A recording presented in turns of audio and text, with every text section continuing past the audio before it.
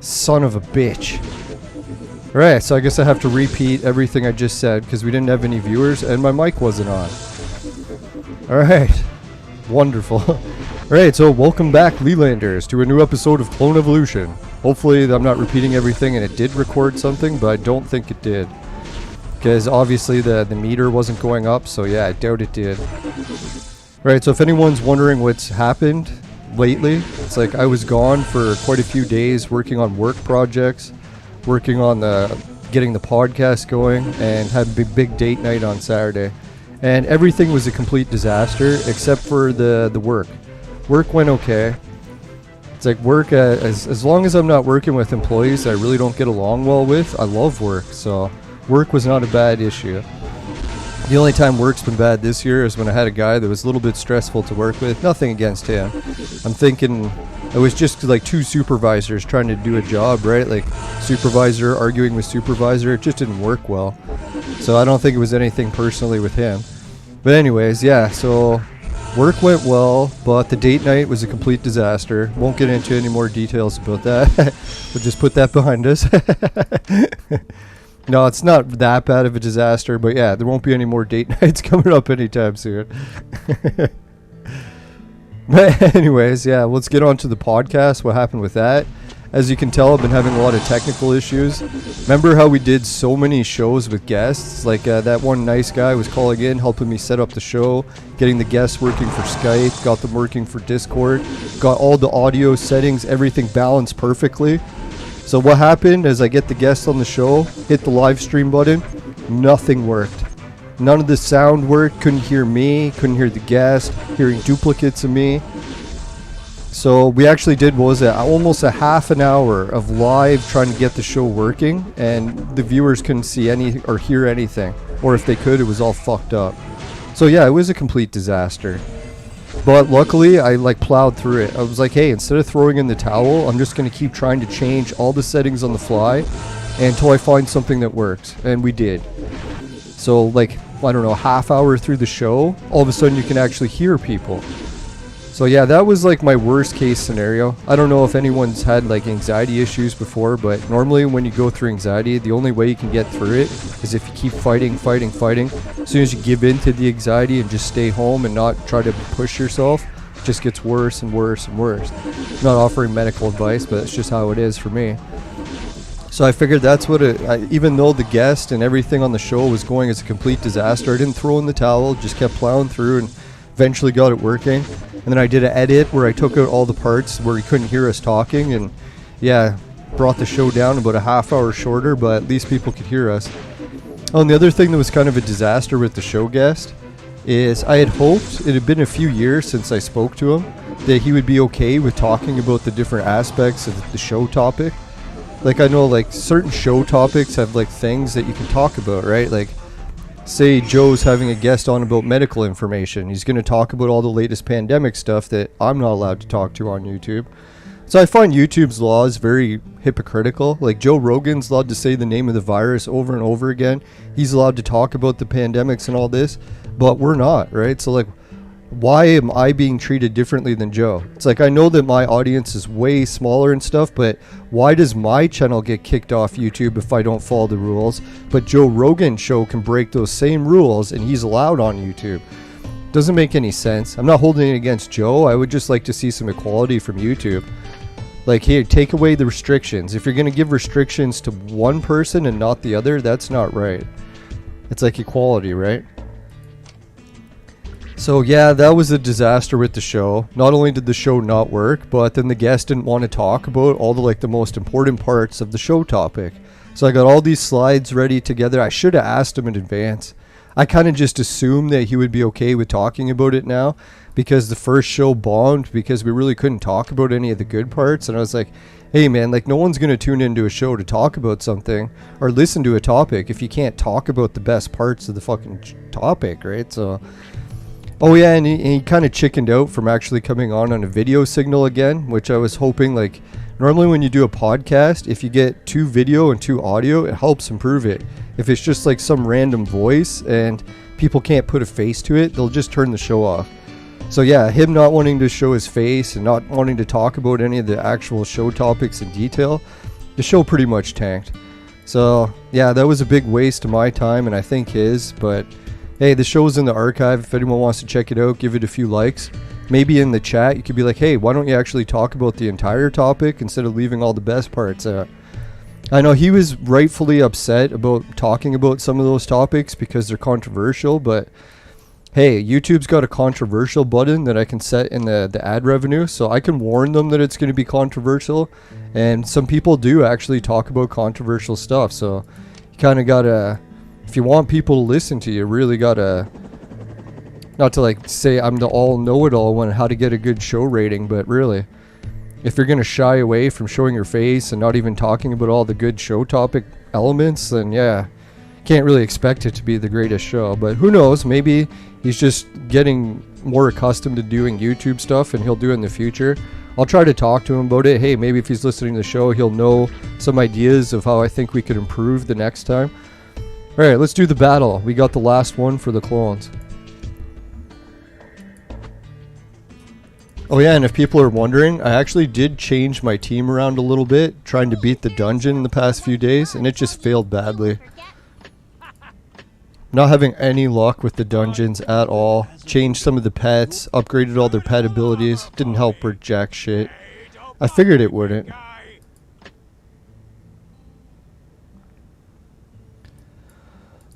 Excuse me.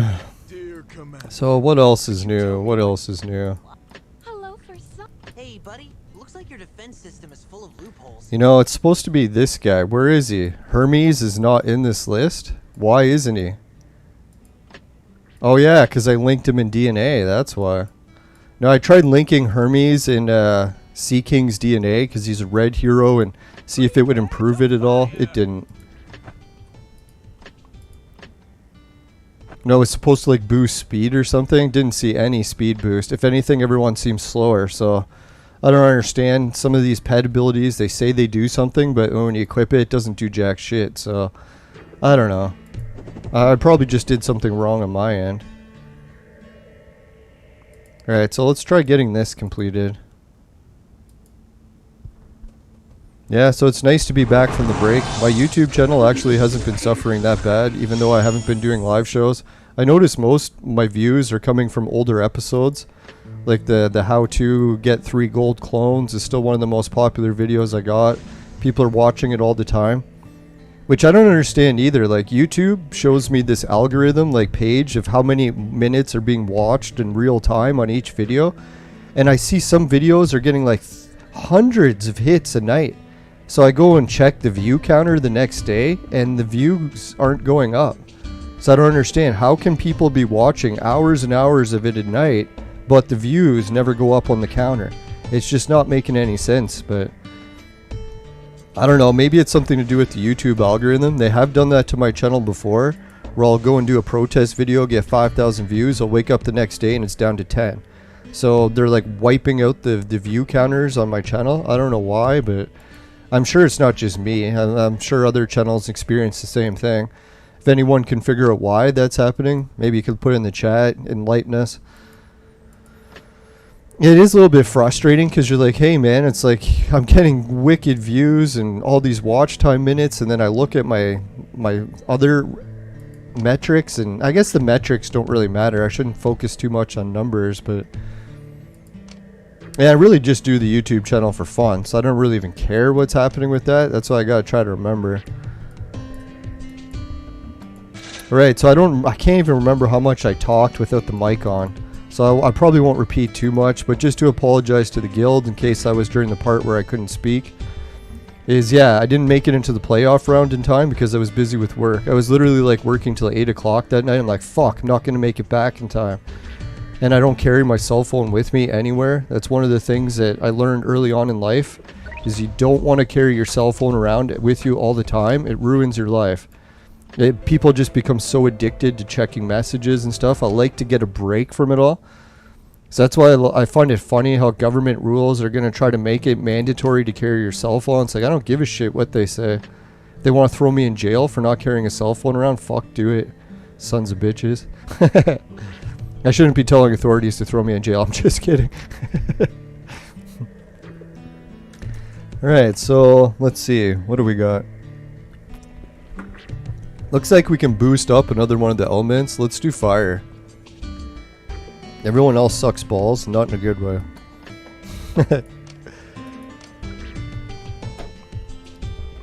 Now, I had some really good luck with the losing weight and not eating junk, but today was a bad day because same thing that's happening before. My roommate just lets a lot of food go bad, and as soon as I see a whole fridge full of food going bad, I try to eat it to stop before it goes bad. Boy, did I get sick today. So I've started to realize that I don't think it is cancer. I'm praying to God, crossing my fingers, but it's just I'm constantly bombarded with eating rotten food.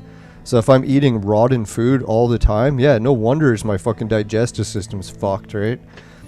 So that's one of the things that hoarding gets you. It's like when you got a hoarder that lives in your family and they control your fridge. Oh dear God, what a nightmare. Then you got a fridge that's just packed to the fucking to the rim. You can't even put a fucking loaf. You can't even put like a pop can in there. That's how fucking loaded it is with rotten food. Some of the stuff in there has been in the fridge for like 40 years. I'm like, dear God, just let me throw it out. And nope, the hoarding part of people is like, hey, let's keep it, let's keep it, let's keep it. And it's like, I'm getting really sick here. I'm like almost in the hospital dying. Can we throw out some of this shit already? So I don't want to blame them too much. I know hoarding is a very serious issue for some people, but yeah, what a fucking nightmare. Now I'm back to like blood coming out of places it shouldn't be, and I'm just gonna have to realize that I'm gonna have to look at that fridge and I'm gonna have to see all the food go rotten and be okay with it. I'll be like, fuck it, I'm just not going near it. Let it all go rotten. Hundreds of dollars of food a day. So yeah, that's the worst part too, is like when you have hardly any money for food and you're watching all this food go bad. It's like it's devastating. I hate wasting food. Like when I had my own apartment, I'd seen this like wasting food behavior from hoarders in my family. I never once wasted a single grain of food. Every time I bought food, if I couldn't finish it, I froze it, made sure that it was not going bad. And yeah, I lived like that for 9 years. Not one grain of food did I waste. Because I figured, man, those animals and those plants and all those farmers, they work hard and sacrifice so much. It is so shameful to waste food. Especially with all the people that are starving in the world. That you're just letting hundreds of dollars worth of food go bad every day. It's fucking sickening. But no, I can't be blaming on people and hating. I know everyone's got issues. I know I got plenty of issues where I waste shit. Wasting my life doing so many dumb things. That's the one thing, when you pick on other people for things, you often find you're doing the same thing. No, so the other good news slash bad news with drinking beer during this whole weed sobriety binge. Oh, fuck off, man. I poured the beer all foam. Is I've become completely immune to beer now. I don't know if it's something in my German physiology, but once I drink beer for a week or two, I can't catch a buzz from it anymore. So even when I chug back those 7 beers, didn't get even a slight glow. So I've started to realize that, hey, I can probably phase out the booze now because I don't even get a buzz from it. So there really is no point in drinking it. The only reason I'm drinking it now is because it's the last day of the weekend. I'm like, hey, this is probably the last beer for the month. So we'll do her up.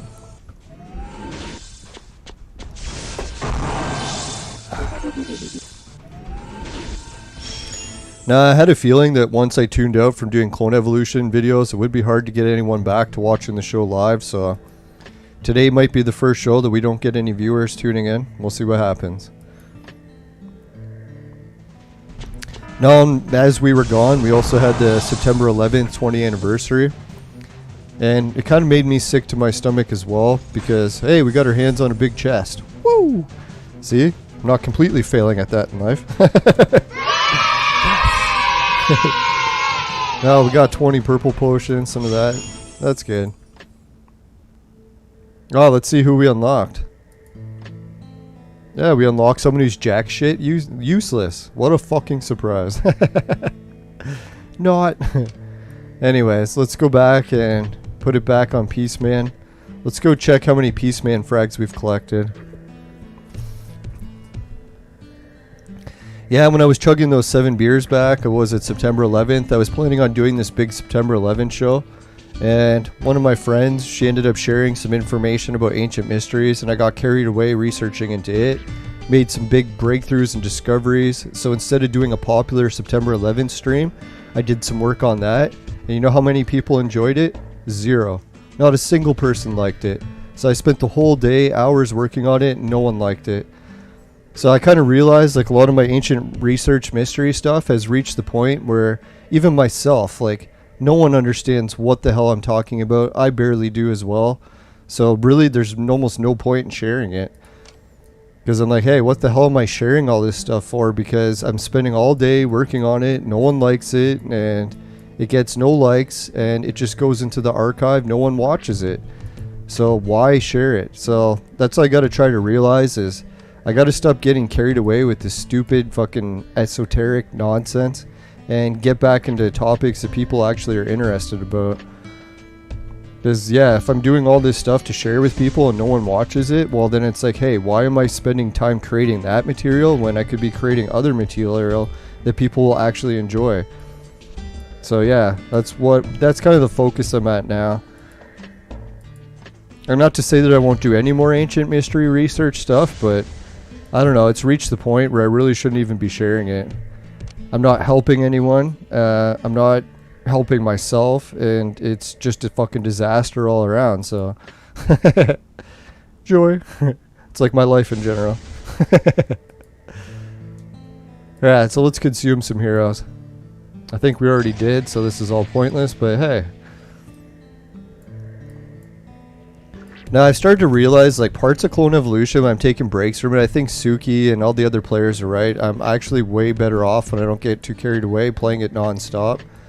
Like, I actually enjoyed my life better taking a break from Clone Evolution, so... I think what it is, because Clone Evolution is such a stressful game. They're always trying to, like, sucker you into making more deposits, and I'm just so sick of it, right? Like, some of these heroes that I needed to get, like my new red heroes, they just never give me. All the fucking mission rewards are always garbage now, unless you deposit. I don't need any of this shit. Like, I definitely don't need her. Don't need any of these chips. The only thing really I need is these two. Everything else is jack shit useless. So that's how I started to realize there's a lot of things that I'm doing in Clone Evolution now are just useless. Like, there's no way any of these things are ever going to help me unless I start depositing. So, yeah, I'm not really too carried away or enjoying Clone Evolution as much as I used to. But we might keep doing a show occasionally. I'm really not going to keep doing the daily streams anymore, I think. I got so many other projects that I got to be working on. I can't just be focusing on Clone Evolution all the time. Now, not to make fun of the Clone Evolution community, I know a lot of people love it, but yeah, it's like an addiction. It can consume your life, and the sooner you take a break from it, the better. Realize what kind of how much time you're wasting. Yeah, because really in life, you have a limited amount of days, you have a limited amount of hours, especially not even just between life and death, but from when you actually have, like, your youth, when you're physically capable of doing things. Like, some people might say, hey, you can live like 50 years or 80 years. What does it matter if I spend the first 30 of it playing Clone Evolution? Well, if you spend the first 30 playing Clone Evolution every day and you fast forward, say you're in your 40s, then all of a sudden your body's broken down, you're too old to do a lot of things, and you're like, holy shit, I just wasted the only years I had where I could have been doing that shit. Not to mention, like, once you end up in a senior home, people are laughing, oh, yeah, I won't end up into a senior home until I'm 90s. I got news for you. The way the drug companies have been poisoning people over the past few decades, there's like shitloads of people that are ending up in old folks' homes, even in their early 50s. So it's like, hey, if you're like 20 and you're thinking 50 is a long time away, you'll be surprised how fast it goes. Now, that's a scary thing, right? Like, in the old days, I don't think there was old folks' homes filled with people in their 50s, right? So it's becoming more and more common as these drug cartels keep poisoning everyone and controlling our media and politicians to lie. That was the one thing, I don't know if anyone heard, I was so happy that Joe Rogan's talking about suing CNN and the other news agencies that are spreading false information on the line about him taking horse dewormer or something. He said that he got it from an actual doctor. And yeah, this idea that CNN's portraying is complete bullshit lies. So yeah, he's like going after them with lawsuits now.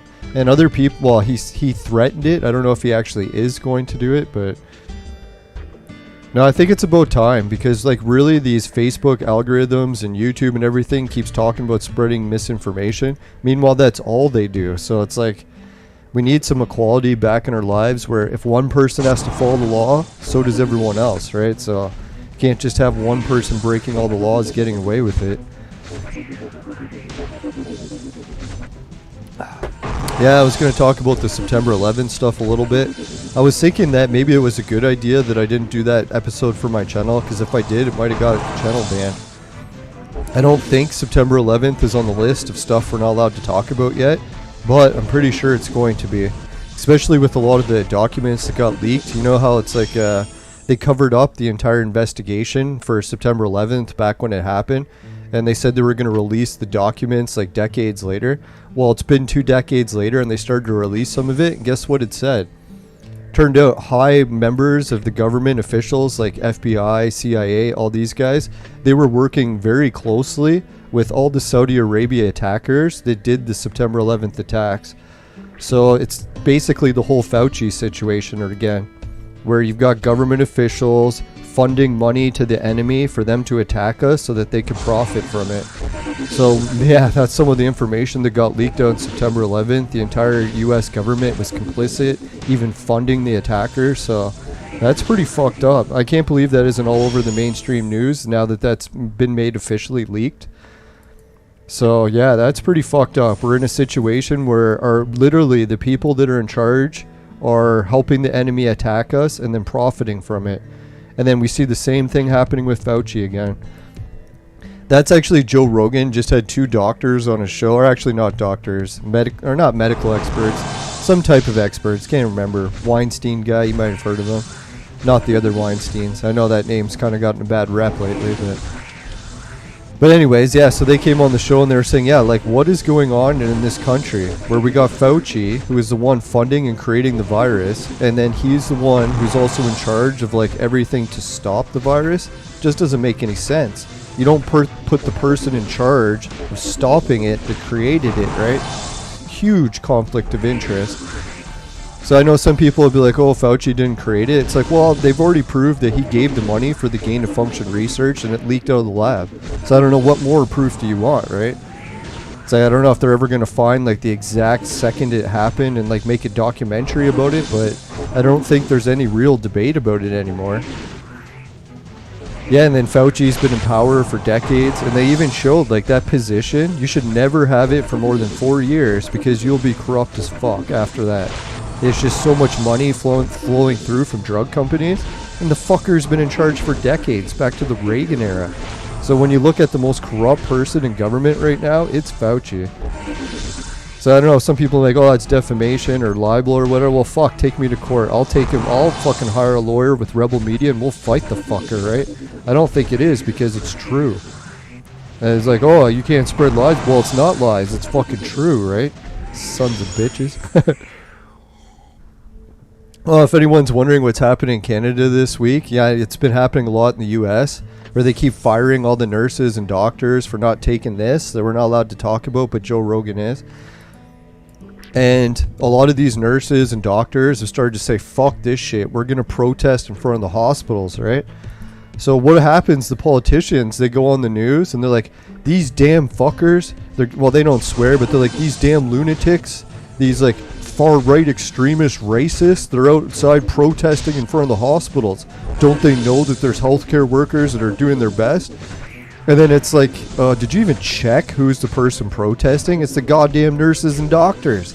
So they're trying to like blame it on far-right extremists or whatever. It's like, dear God, you're bashing the fucking doctors and nurses here. Like, these media officials should be ashamed of themselves. Not officials, but representatives, CNN, Fox, or even our global news, City TV, or NDP leader. Yeah, that's one of the NDP leaders, one of the parties in Canada. He's just bashing the fucking nurses. He's like, oh, these nurses are crazy, protesting in front of the hospital. I'm like, no, these nurses aren't crazy. They're dedicated professionals that sacrificed their life for decades, had it all taken away by fucking drug lords working for Moderna. Fucking sons of bitches, man. So yeah, I try not to give the healthcare workers a rough time because I know they're already in a rough situation, but yeah, we got to start leaking out some of this corruption because, man, even the people getting fired that are nurses and doctors are getting called lunatics now, and that's not right, man. These are people that sacrificed their lives for decades. To start calling them lunatics for not wanting to get injected with experimental drugs that aren't safe. So I don't know, if it was safe, we would have already had like full approval of day one. Or you wouldn't be firing the fucking safety panel scientists. Goddamn Moderna. Now, I shouldn't be blaming Moderna for everything because really it is a bunch of companies that are profiting from this. What was the other one? Moderna. I probably even shouldn't go through the list because I'll get my channel taken down. So I'd just like to say I agree completely with all the World Health Safety Organizations and the CDC. They're always correct, and I have no choice to say otherwise.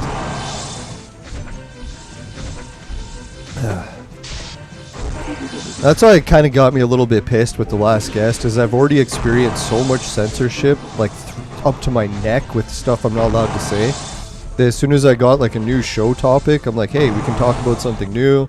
We can actually talk about the nitty and gritty elements of it to get some good views and stuff. And then to have another element of censorship put on my... I should have really thought that through before I booked the guest, but oh well, he's a really nice guy. I want to help him get his work out there, but yeah, that was a rough situation that I put myself through. But live and learn. We got the show worked out. We got some of the audio issues corrected. I don't know why everything worked great from when we did all the test calls before. Like for months, wasn't it? We did like a full month of callers. Not a single issue with any of the mic or sound issues. For fuck's sakes, man. Just my luck. As soon as I switched guests, nothing worked. Nothing. Oh, man. So yeah, and it was really nice too. Even though the date night didn't go the greatest, a couple other women I know were actually messaging me, cheering me up, so it came at the perfect time. That's the one nice thing, I don't know, I shouldn't say it, but a lot of women tend to like monkey branch around, where they have like 3 or 4 guys as backup guys, so just in case they get like a bad argument or have nowhere to live, then they can just move out from their man's place and then have a new backup man on demand. So I know I sometimes make fun of women for doing that, but now I'm kind of doing the same thing. And it works because it's like, dear God, if you get really down in the dumps, it's always nice to know you have someone who actually still cares about you. Not that you should like mistreat people that are your backups or whatever. If you want to be fully honest with them about it and say, hey, like I'm already in a relationship, but if it doesn't work out, I still like you as well. Alright, so we won the battle. Now, I think more people are understanding of that these days because, I don't know, the whole marriage thing has kind of gone out the window. Most people are like in open relationships these days, whether they admit it or not. Hell, wasn't Ashley Madison the most popular website on Valentine's Day for like a decade running? No, for me, it's like I really don't even have time for one relationship, so that's one way that women can know that I'm not really that actively searching out other women, is I basically don't even have time for one. Let alone many that I give lots of time to. That's the one thing I always criticize women that I date for, is oh, they don't have enough time for me. And I'm like, wait a minute. It's like I'm criticizing them for the exact same problem I have. I don't have enough free time.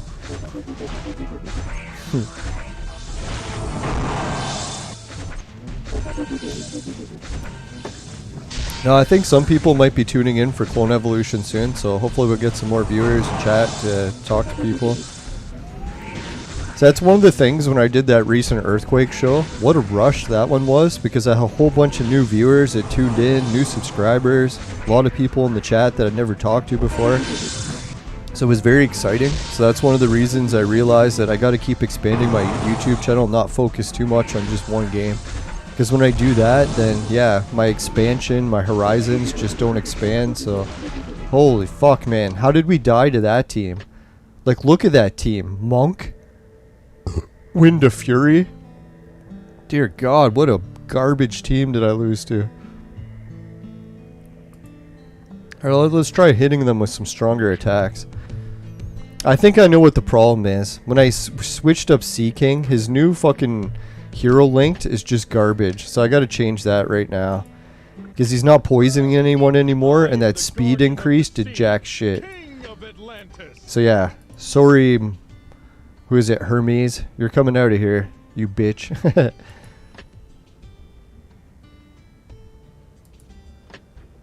Alright, let's go back to him. There we go. It cost me 20 gems to link it. I don't know if anyone watched any of the big celebrity fights on the weekend. Mike Tyson had his big fight card. And God, was it ever a disaster as well. Like, I know Tyson was talking about reliving all these champions that used to be like good fighters back when they're in their 30s and 20s. And then he's bringing back people that are pushing 60, right? So you got to be thinking like, God, some of these fighters that are 60 or like almost 60, they're not going to be good.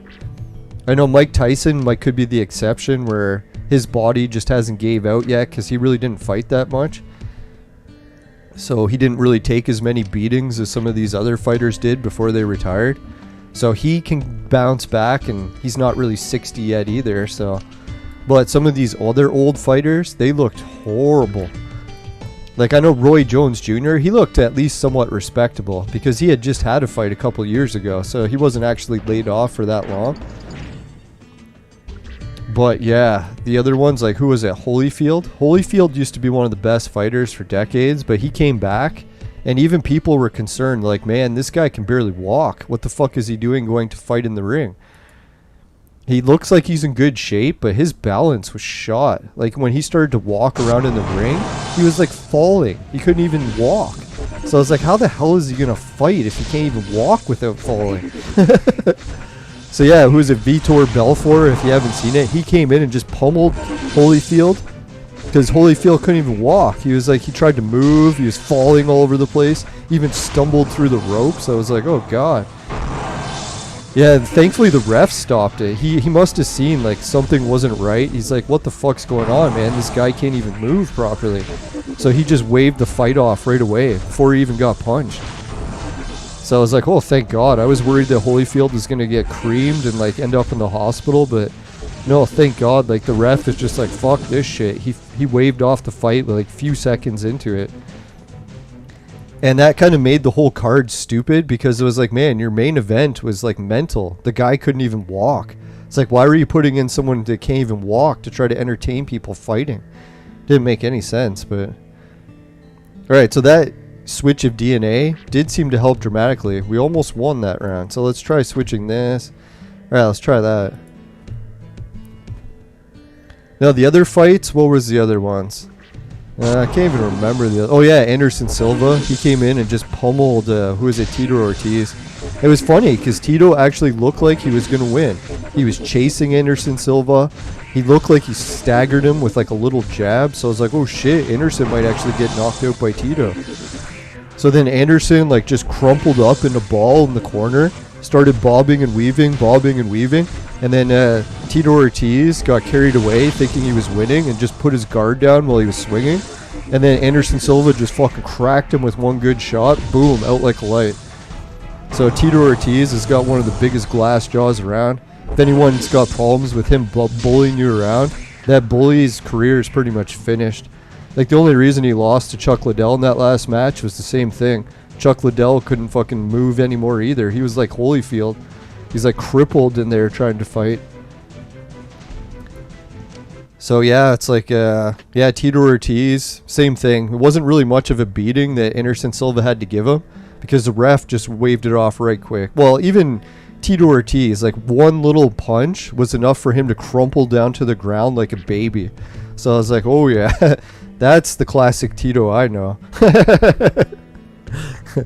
I shouldn't keep making fun of Tito because I don't like to rip people. He did lose 40 pounds in like a month, and I know how much that drains you because I've lost 20 pounds in a week, and I know exactly how I felt after that.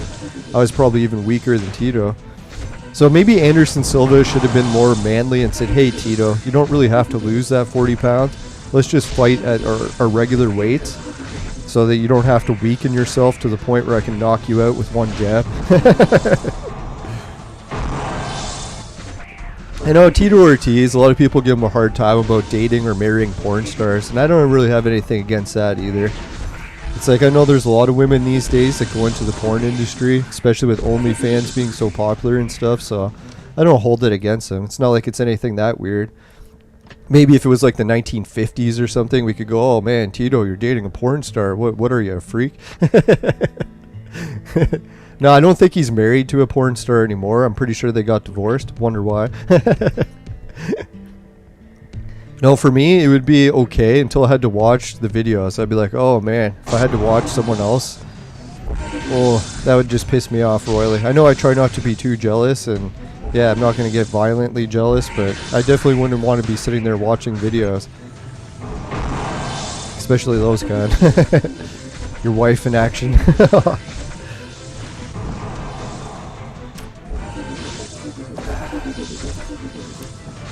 Alright, so can we actually defeat this battle? I'm thinking of just skipping it. We did kill someone there. See if we can bounce back and win some shit. What I might do is bring in that blue hero and see if that'll make the difference.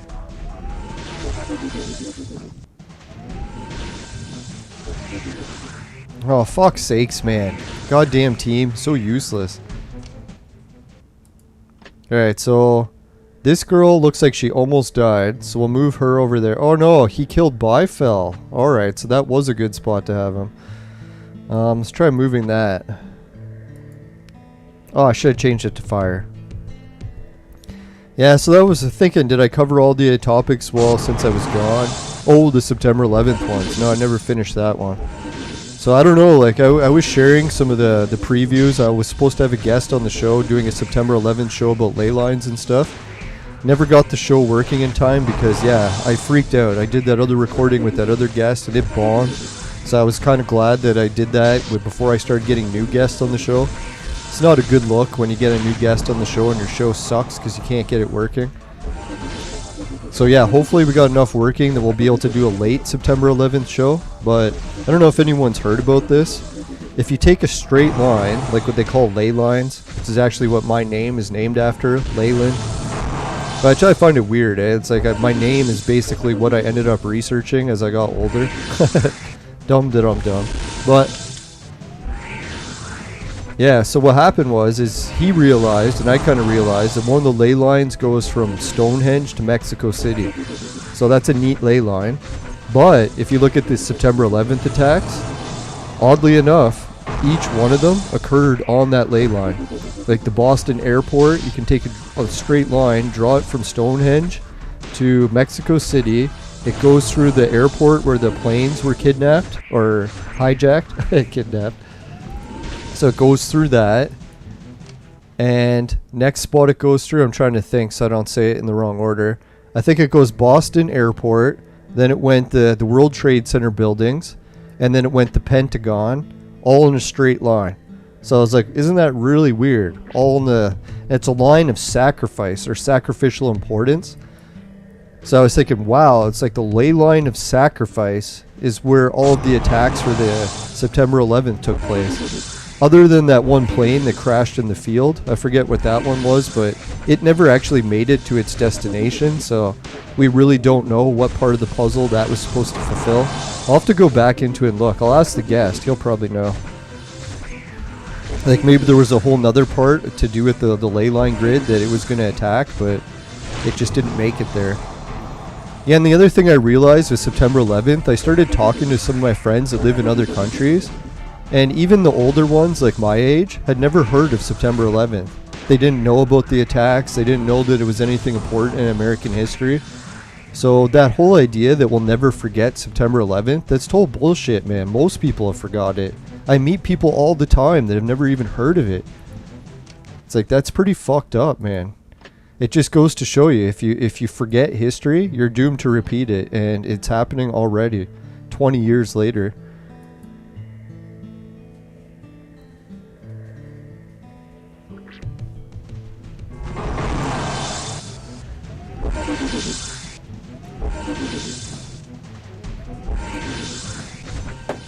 So what I'm going to have to do, I think, in the future is when I get guests on the show, definitely can't rush it where I'm like trying to do like 5 things at the same time. Like that was a busy work week, trying to get ready for the date on Saturday, and everything just failed.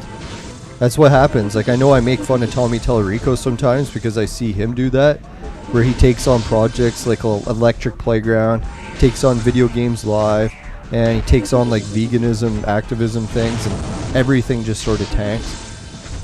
So I was like, yeah, it's like, I gotta stop doing that as well. Taking on so many different projects at the same time and just doing a shitty job for all of them. Because that's the thing, right? If you focus your effort onto one project, you tend to do it better than spreading your focus on a whole bunch of projects. God, wish I could learn that mistake.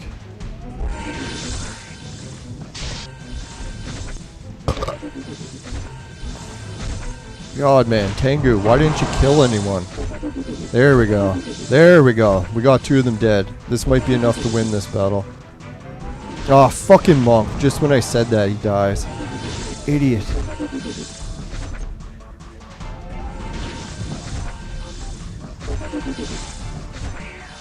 The only thing I was thinking, they must be killing my healer's ability to heal, because we're just not healing. So should I just not bring the healer? Because if we're bringing the healer and she can't heal, like what's the point of bringing her, right? Alright, so if the healer can't heal, who else could we do? Let's try this.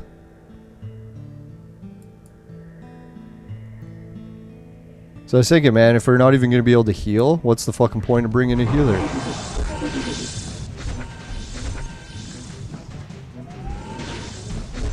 There we go. Hey, Warzard the Board Time Lord! Welcome back to the show. What's new with me?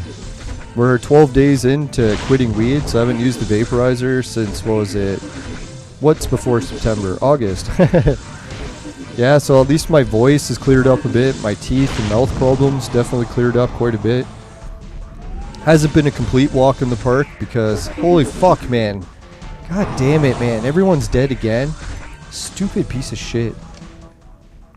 No, the other thing is I got some podcast guests done and it completely tanked.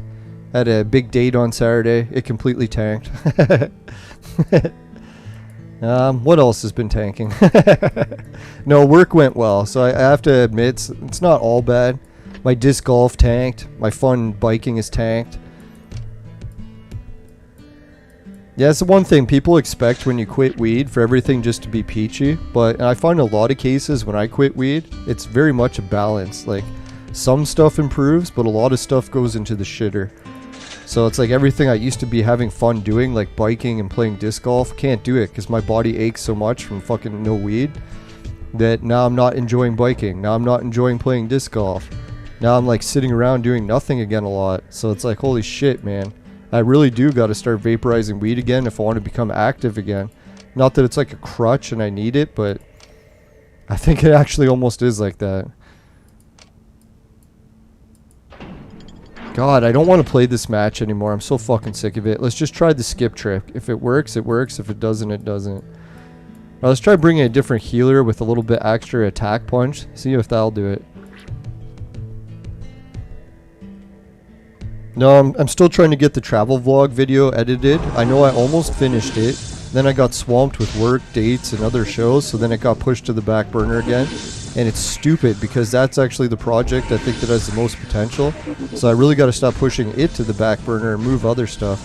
So thanks everyone for still tuning into the show. I know I haven't been doing daily episodes anymore, but really appreciate everyone who still watches. Yeah, what do you know, eh? Gus turned out to be the hero that we needed. Let's try. I had a feeling because Gus can heal a little bit, but he also has the ability to increase people's attack, I think. Oh, fuck. What is going on? Why can't I kill these 4 heroes? Like, who's the tough one here? It's not Wind of Fury. Both of these heroes are pretty much useless. I know I've used them before. Alice is garbage. I know she's a good tank, but she doesn't kill anyone. Oh my god, I can't even heal. What the fuck is wrong with this shit? Ah, man, so frustrating. Alright, let's try something different. Let's just, I don't even want to play this level anymore. Fuck it. I'm just gonna, like, go in, put the max team. If they lose, I'll fucking refresh it, because I'm sick of this shit. I'm really losing my patience when I stop smoking weed, too. At least with when I vaporize weed, I have a lot more patience. Now it's just shot. It's like something doesn't go my way, I'm like, fuck it, let's do something else. And I really don't have that, like, determination to keep working on stuff. Yeah, lost? I don't give a fucking shit. Hey, look it, they killed my whole team without anyone dying. You fucking sons of bitches. Oh god, man, that really pissed me off. Didn't you see every other battle we did, we killed like half their team. The one time I hit the skip button, none of them died. You fuckers. Alright, let's refresh it. No, sorry to get so pissed. That's the one thing I love about weed. It does help mellow me out quite a bit. I know some people laugh at that, but compared to not smoking it. Oh boy. Yeah, so what's new with you, Warzard? Hope everything is good as well.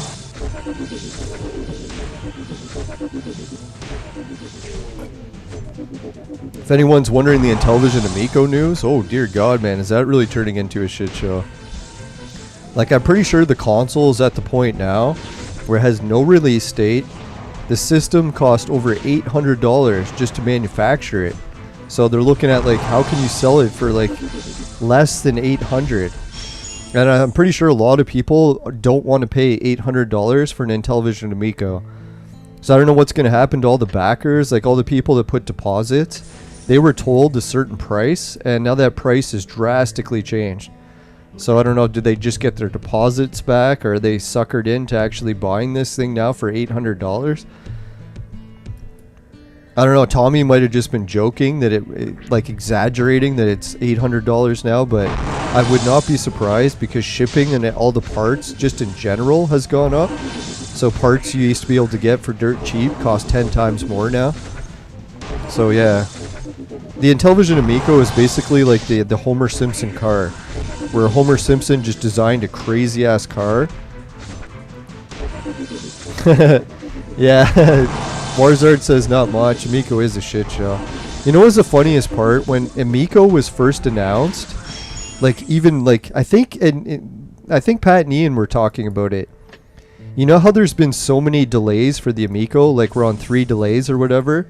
That's not even really the half of it, because they announced it 2 years before they even started like really working on it. Well, they were supposed to be working on it, but obviously they weren't, or whatever they did.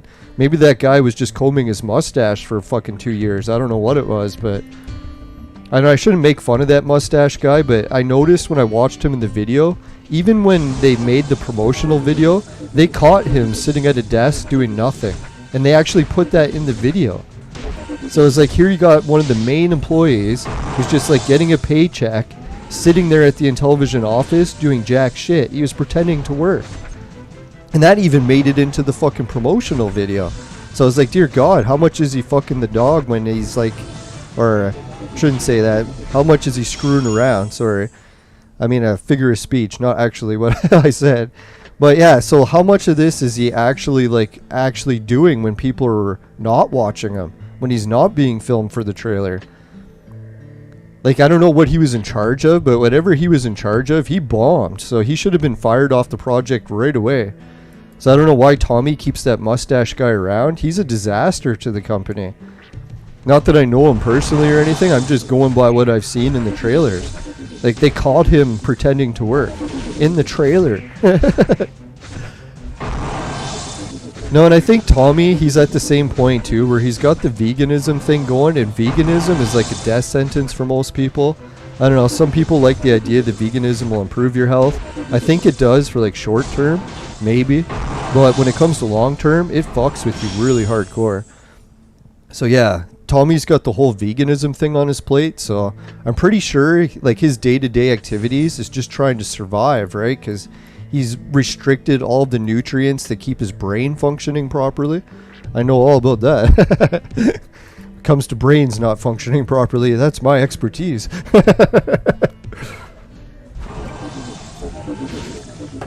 Yeah, that's my field. So yeah, I feel bad for Tommy, because I'm pretty sure if Tommy really just sat down, ate a steak, he would rethink his entire life. He'd be like, holy shit, I have hormones again. Like, you can tell, like, he's lost, I don't know, like, I shouldn't say he's lost all his hormones, because occasionally he'll do interviews, he's like, oh, I'm still the old Tommy, I'm still not politically correct. But it's like, Tommy, you're like in the public figure, like in the media all the time on YouTube, pretending, I guess, that you're not politically correct, or that you are politically correct, because he keeps trying to be politically correct about everything now. Oh, I don't want any violence. I don't want any sex in games. I don't want any of this. I don't want any of that. I want everything to be restrictive, like veganism. So why would anyone believe that he isn't that way when you just see him like that all the time? I know, like, occasionally he'll do an interview with Victor and he'd be like, oh, I'm still the old Tommy. I still like hypersexualized games and super violence and all this, but I really don't believe it anymore, because I'm like, which Tommy is the real Tommy at this point? Or maybe he's like split personality Tommy, where both are real? I don't know. I think what it is too, have you ever seen it happen when a guy gets like a girl that's like way out of his league, and then when he gets that girl, he's often like putting on a giant show or fraud or some sort of like pretending to be someone you're not so that you can get her? I kind of got that impression when Tommy met his new girlfriend, which became his wife. Because I've been following Tommy for decades, like on Facebook or whenever he first joined Facebook.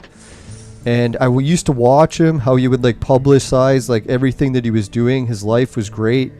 he would do all these things where he would share pictures of family stuff, like his Christmas with all of his cool relatives.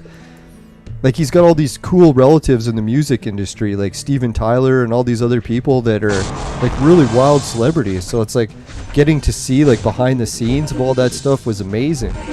And then when Tommy got his new girlfriend, all of that stopped. So he's kind of like whipped by his girlfriend. They call it like pussy whipped or whatever it is. So not to like put all the blame on her. It's like obviously part of his own problem because he brought it on himself, trying to impress someone that I don't know if she was out of his league or what it was, why he had to conform so much to marry her.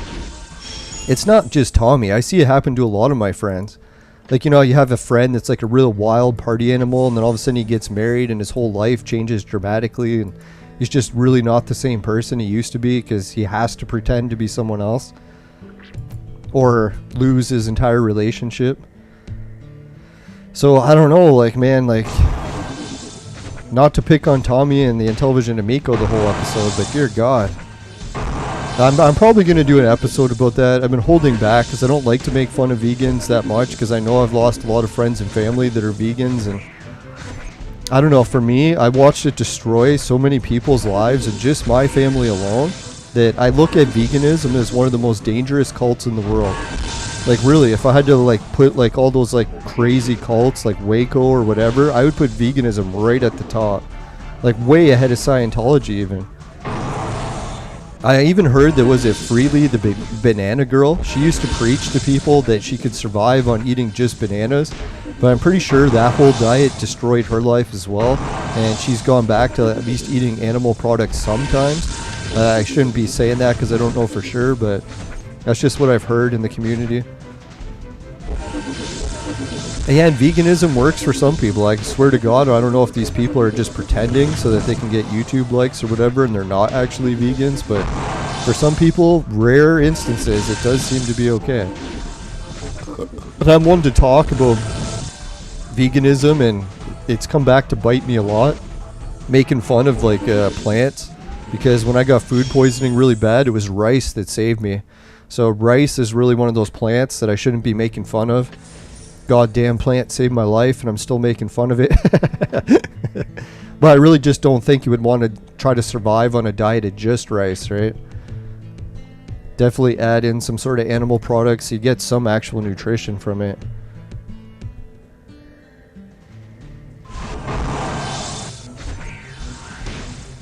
Oh yeah, that's what I was going to talk about. Thanks for reminding me, Warzard. He said he bought an Evercade and he plans on getting the VS later this year. I know, everyone keeps talking about the Evercade, and I heard Tommy, or not Tommy, I always get Tommy and Pat and Ian mixed up. It's because Pat the NES punk, he actually reminds me so much of Tommy, it's funny. It's like I almost think of them as clones of each other, but it's more of like a clone of what Tommy used to be. So yeah, it's like, that's why I think they don't get along so well, is like Tommy realizes that Pat the NES punk is basically a version of himself from the past. Yeah, so what I did is I went into one of the message boards when the Amico was first announced, and people were making fun of the Atari VCS. They're like, oh, the Atari VCS, it's garbage, it'll never release. And they're like, oh, Amico, it's made by Tommy, it's going to be the best console ever. It'll just dominate the entire console market. And that's when I typed right in the chat. I'm like, I volunteered helping Tommy, and his projects usually bomb. So I'm like, I know he's had good luck in the past, but ever since he became vegan, shit's been going way downhill. So I was like, right away, I was like telling people, Atari VCS, mark my words, will come out before the Amico, and it'll be better than the Amico. And we'll be lucky if the Amico even ever launches. And you should have heard the responses. Everyone's like, oh, Tommy's the most expert person when it comes to video games. There's no way he could release a bad console. And they're calling me an idiot, and they're saying that the Atari VCS will never come out. And I was like, well, look what happened. We go years in the future, not to pat myself on the back, but I seen that one coming a mile away. Man, that was like, I couldn't believe that people thought the Atari VCS really wouldn't come out. Because the thing with the Atari VCS, it was a company that bought it to release a console so they could profit off of it. I don't know what Tommy's deal is with the Amico, if he was trying to profit off it as well, but I really never got that impression, because I was like, man, Tommy, if you wanted to profit off the Amico, almost everything he was doing was the exact opposite of how you would profit. Like the whole restrictive mentality. See, that's the whole veganism thing coming in. You restrict yourself on so many things. Can't have cheese, can't have milk, can't have any of the base nutrients to sustain your body's skin, hair, and brain cells. So that it's like right away you're restricting everything. So I think oh yeah, we got the gold chest. Yes. So it's like, yeah, like, man, this whole idea of like restricting your diet and then applying it to a video game console, not a good idea. I was thinking the exact opposite. Like, that's why I bought the NVIDIA Shield. It's literally the exact opposite of an Amico. It has less restrictions. It has more online features. It's more open to everyone and new ideas. So yeah, especially when Tommy started to say too, what was the other thing? Oh yeah, it's 7:30. Where he wanted less games to come out. I'm like, yeah, less games? I don't know if that's really a good idea. And then what was the other thing? Less interaction with other players. He doesn't want people to play online because it's too not restricted. Like, that's the thing. People ask, why isn't the Miko online? And Tommy made up some excuse about how it costs a lot of money to open servers or something. But anyone who knows the Ouya knows that excuse was complete bullshit. Because the Ouya had plenty of online servers and they didn't have any issues setting it up with money. They got way less crowdfunding than Tommy did, I think. And that's the one thing too, is like Tommy literally lied about everything. I don't know if it was out of his control and it just like spun like out of control. He didn't mean to lie about it, but pretty much everything he said turned out to be a lie. The idea of it being family friendly, the idea of it being fun, the idea of it being cheap, the idea of all the core values all flopped.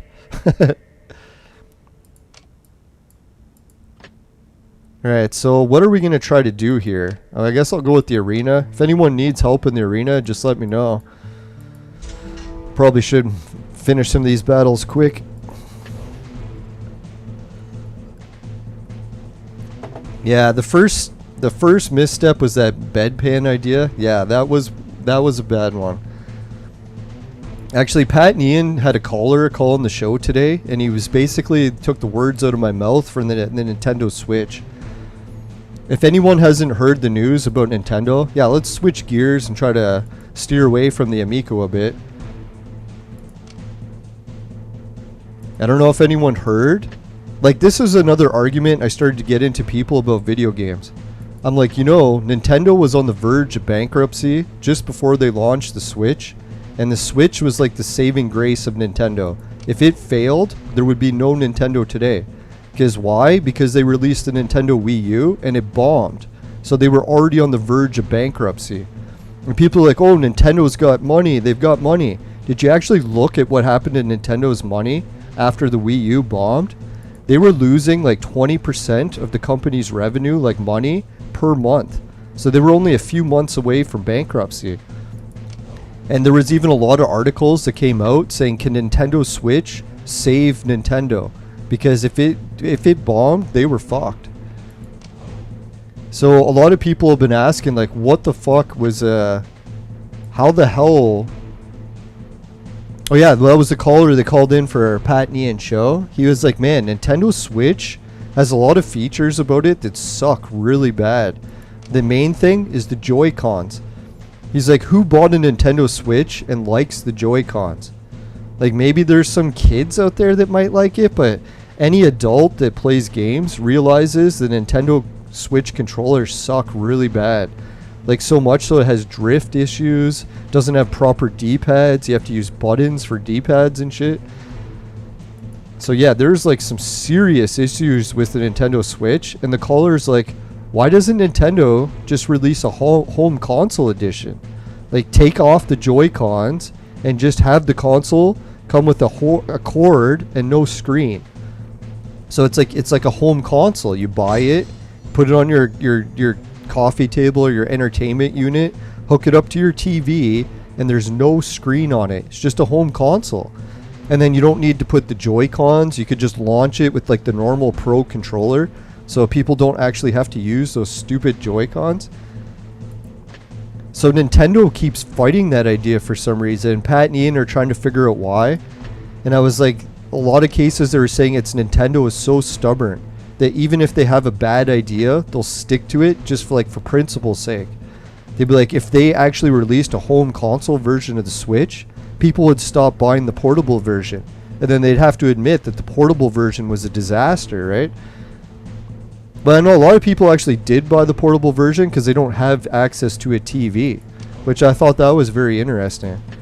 I always assumed like most people had a TV these days, but there's lots of people that don't. So maybe that is why Nintendo did that, but still, like, really, just release a goddamn home console. Is that too much to ask for? Like, everyone's like, oh, Nintendo still makes home consoles. They still make no, they don't. They just make portables. Switch is a portable system. It is not a home console.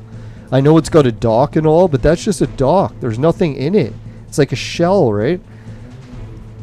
It's literally a piece of fucking shit portable. It's basically a Nintendo Wii. Or a Wii U. Or no, it's like the Nintendo Wii, but portable. That's what the Switch is. And somehow Nintendo managed to save their company with it. So props to them. They took a really shitty idea and managed to save their company with it. So that's one way I look at the Amico. I'm like, hey, maybe Nintendo was onto something with that. And Amico will actually be good because... But that's the thing. Can you really play the Amico games without hooking it up to a TV? That's what I started to debate some people too. I'm like, say you got the Intellivision Amico and you got a game and it's running on the cell phone. Can you play it without the console? Like, could you like go over to your friend or leave the console at home, go over to your friend's house and be like, hey, look at my Amico controller. Do you want to play a game on it? We don't even need the console. I don't think that's possible, but if it was, that'd be a good saving grace for the Nintendo or the Amico. Yeah, that's the thing. Nintendo's got a lot of people that don't care. Like, I don't know, I shouldn't make fun of Japanese businessmen, but Japanese businessmen, like, I don't know, I shouldn't say who. I know someone that used to send his daughter to go over and work as like a prostitute over in like Japan, so that she could like sleep with like high executives and Japanese business companies because they have a real craving for white girls apparently. So it's like you can send your daughter over there and have her come back like a millionaire. As sick as that sounds, but yeah, so that's like a lot of Japanese businessmen are hooked on like prostitutes and cocaine and stuff. So when you look at Nintendo, I'd say a good chunk of their investors and like everyone they're not like nice people, right? Well, not to say people that are hooked on hookers and drugs are bad people, but it's like still like it's a very like we keep thinking that Nintendo's run by like nice people that like video games. No, they're drug addicts and sex addicts, right? They don't give a shit about video games, right? They just want money coming in their account so they can fulfill their addictions. Here, I'll have another beer as I mock people's addictions. Oh yeah, and I got some terrible news from Sega. Oh god. I don't know if anyone heard the news, but Sega was talking about they're getting back into the console market. I was like, oh sweet, we're going to see a Dreamcast too. Guess what leaked from Sega? I should probably do a show about it. The blueprints or the patents leaked, and Sega copied the Nintendo Switch. So they're not coming out with a home console that's modern. They're coming out with a goddamn Switch version, where it's another underpowered console, can't run any modern games, and it's going to be portable. So I was like, oh fuck man, I really did not want to hear that from Sega. I can't stand portable consoles. I've never liked portable gaming. Like, I've tried buying every console. I bought the Game Gear. I bought, like, many Nintendo DS's. Never liked any of them. I couldn't stand playing on a little tiny screen when I have a giant TV right in front of me. So I'm like, what the fuck am I playing on this stupid screen for? So yeah, that's the bad news I got from Sega. I don't know if anyone likes Sega and you like portable consoles, and that might be right up your alley, but for me, that's like a shit show. When I heard when Sega was going that direction, I'm like, oh fuck Sega. Just don't even bother releasing a console, please. Like, if I was looking so forward to a Dreamcast 2 and to find out we're getting a fucking Nintendo Switch, oh man, that was like a kick in the balls if I ever had one. Yeah, I shouldn't make fun of Nintendo too much. They are pretty gangster. They even like stab their own employees and companies that work with them in the back all the time. And that's actually how we owe the creation of PlayStation. I don't know if anyone heard the story, but Nintendo kept fucking over Sony so bad, stabbing them in the back over and over again, that Sony was like, fuck Nintendo, let's just release our own console. So when they did that, that's how PlayStation was born. So if it wasn't for Nintendo being complete jackasses and stabbing their own friends in the back, then we wouldn't actually have the PlayStation. So that's why I kind of look at life in general. Sometimes you just need a shit show in order to create something good in the long run. That's how I'm hoping the whole world events is like too. Is that as much as the world events suck really bad right now, not in a good way, hopefully something good will come out of it in the long run. Oh, Miss Lego is here. Let's do a battle against Miss Lego just for the fun of it. Oh god, she really does. She has the Sea King leveled up super high. Why do I have that person in there? What kind of shit show is that? Alright, let's go. Let's try that. I don't know why they keep putting Tengu in there. His dodge is increased in the back row, so why would they put him in the front? Oh. That's good.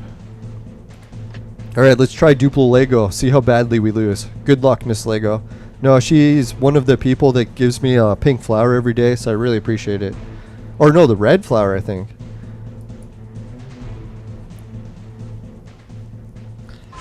Yeah, that's a funny thing too. I always used to think that video game companies were always based out of Japan,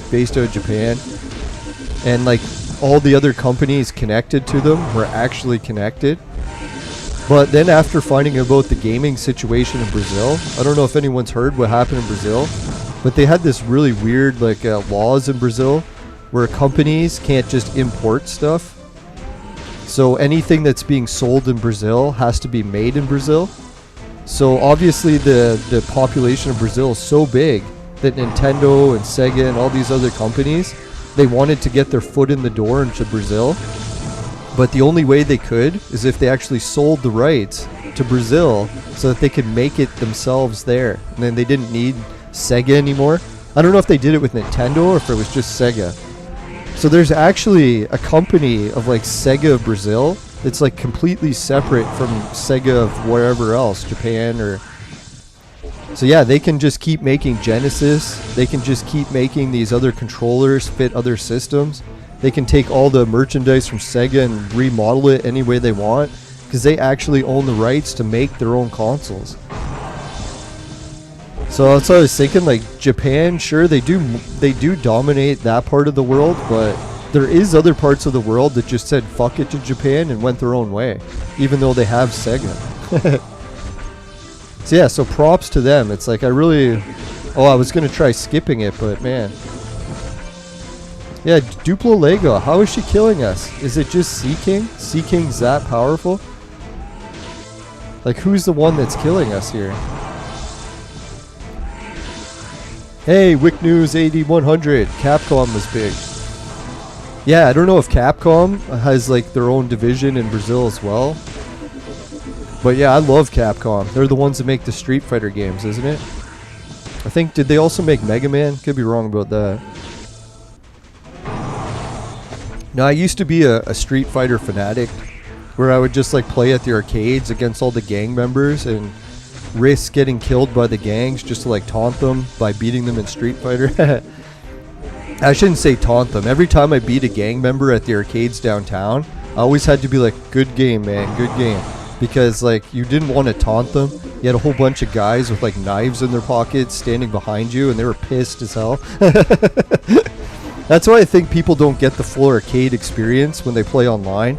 Because when you were in real life and you were like actually in a building with other people playing games against them, it was pretty intense, right? Like you're standing next to an entire gang of like people that are criminals with guns and knives in their pockets, and they have emotions and they want to win the match really bad to prove that they're better than you. So if you beat them and they're pissed, you don't want to be jumping up and down like taunting them. You won't make it out of the arcade in one piece. So I don't know, like sometimes when I was playing in the arcades, I'd have the intensity of the match where I'm trying to win in Street Fighter, but then I was like, holy shit, I'm getting like nervous and shaking. It's because I'm like looking over my shoulder and seeing where are the gang members and how are they reacting to me winning the match. Like, oh fuck, maybe I better just lose this match. So that was like a big part of the arcade experience, the actual rush of being in a match with other people in real life, standing next to them. Yeah, Castlevania was a good game too. I like that one. Now, what Castlevanias did I play? I'm trying to think. I played the first ones, now that I think of it. Yeah, like where you had the whip and you get to whip stuff. What was the last Castlevania game I played? I think I played the last one when it started to go 3D. You know, when they went away from like the 2D side-scrolling versions and they started, I think, was it PlayStation or something? But anyways, yeah, they went 3D, and I never really liked Castlevania too much after it went 3D. That's where I think Intellivision Amico actually, in some principles, making stuff 2D instead of 3D has some merit to it. That's why I think some people actually gave it a chance. So like, okay, maybe you can do 2D games better. But then it just turned out to be really shitty 2D games. Because that's how I was thinking. If they're going to focus on 2D, it should be the best 2D ever. Not where it's like, oh, we're going to do 2D and then it's going to be average at best. And to Tommy's defense, maybe these average looking games are just because they're not finished. He's admitted that a lot of the games actually aren't even complete.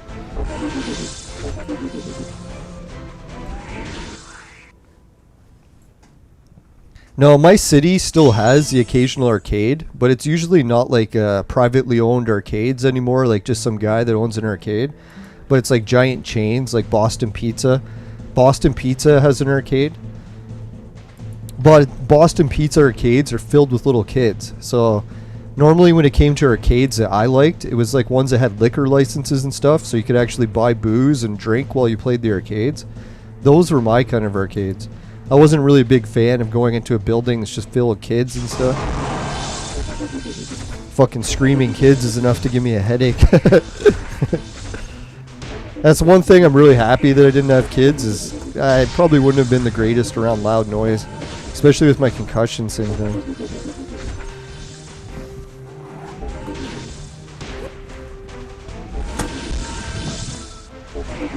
Yeah, I shouldn't like stereotype. A lot of the gangs I was playing at were Asian gangs.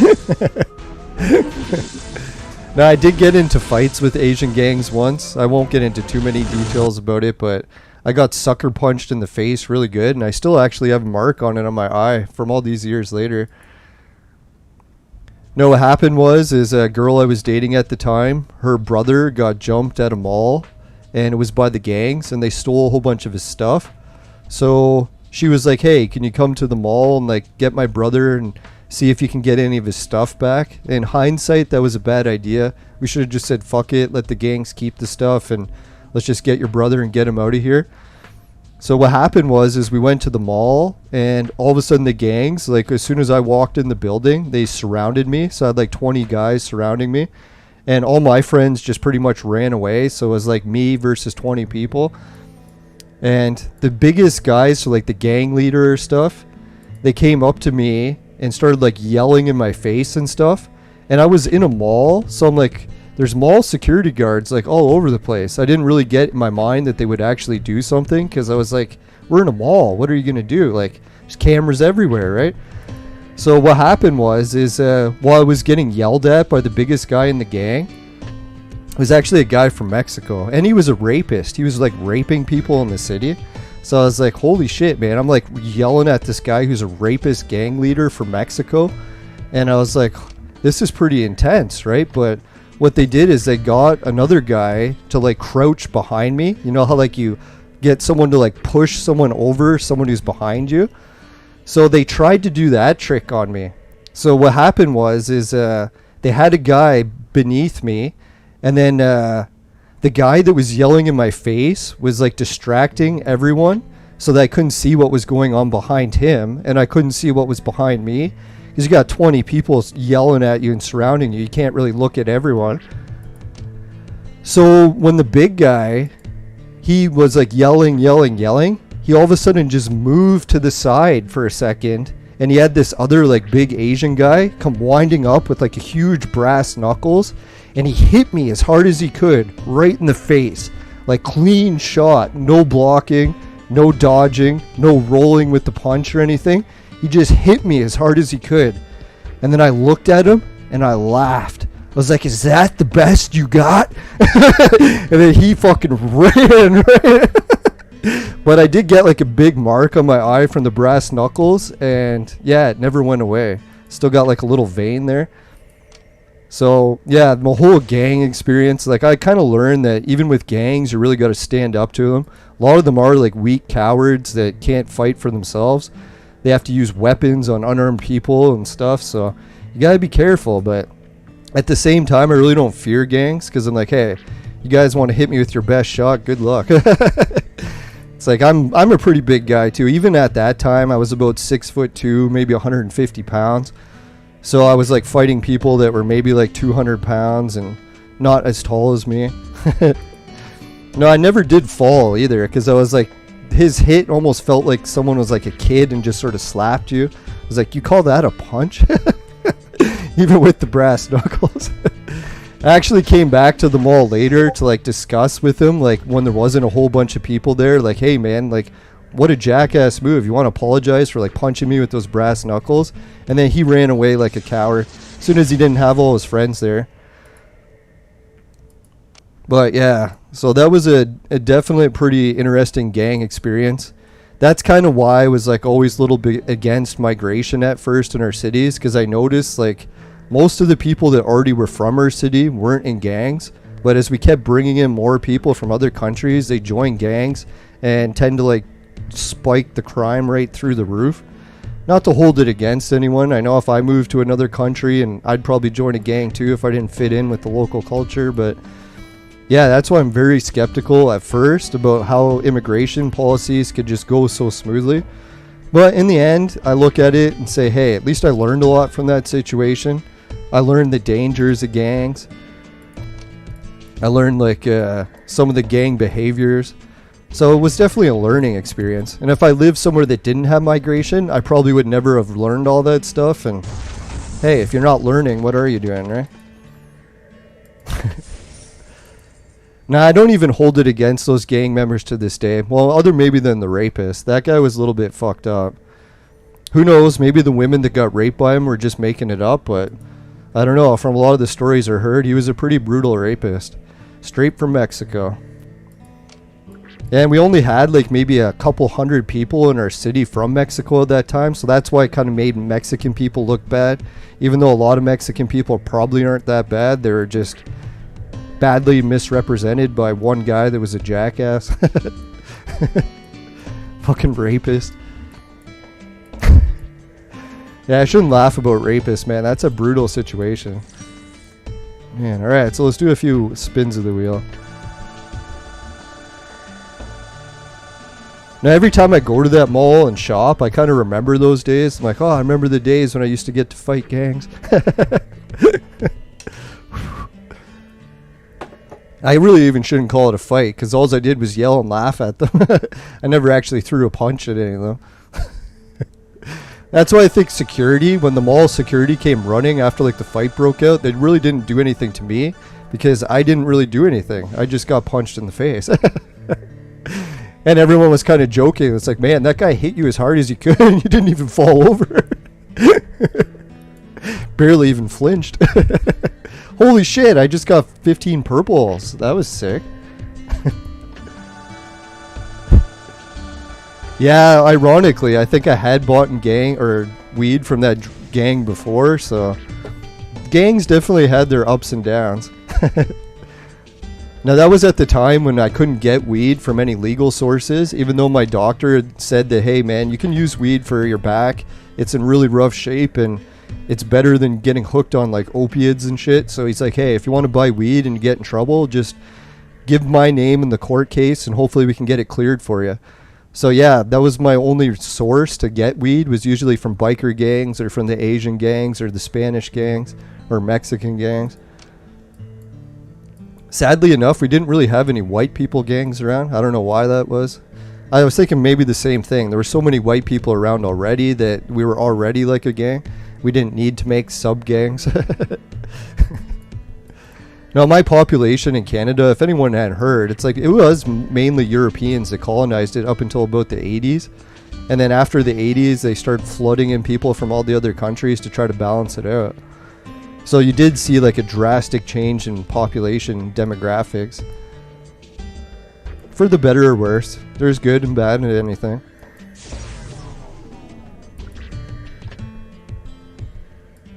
I don't know, I could have swore I saved up a whole bunch of stuff I was going to work on today, and now I'm trying to remember what the hell it was. Oh yeah, we were doing the arena. So how many of the arenas did we get? Oh, we still got a bunch to go. Oh, and we have to make it up to 2,000. So I'm going to have to be more careful in the battles I win. Let's try to make it up to 2,000. So yeah, see, that was the thing. As much as I hated gangs, boy did I love the parties gangs through. They always had the hottest babes always partying there because they were usually addicted to different drugs as well. And I think a lot of women go for that bad guy. So it's like if someone's a really evil bad guy, they tend to attract the most women. I don't know why that is, but if you're a nice guy, you're probably going to finish last. Literally. That's why people are so funny in life. They're like, oh god, all these evil politicians, why are they so evil and all this? Well, they're not going to make it to the top of the food chain by being nice, are they? If they were nice, they would not be in charge of their party.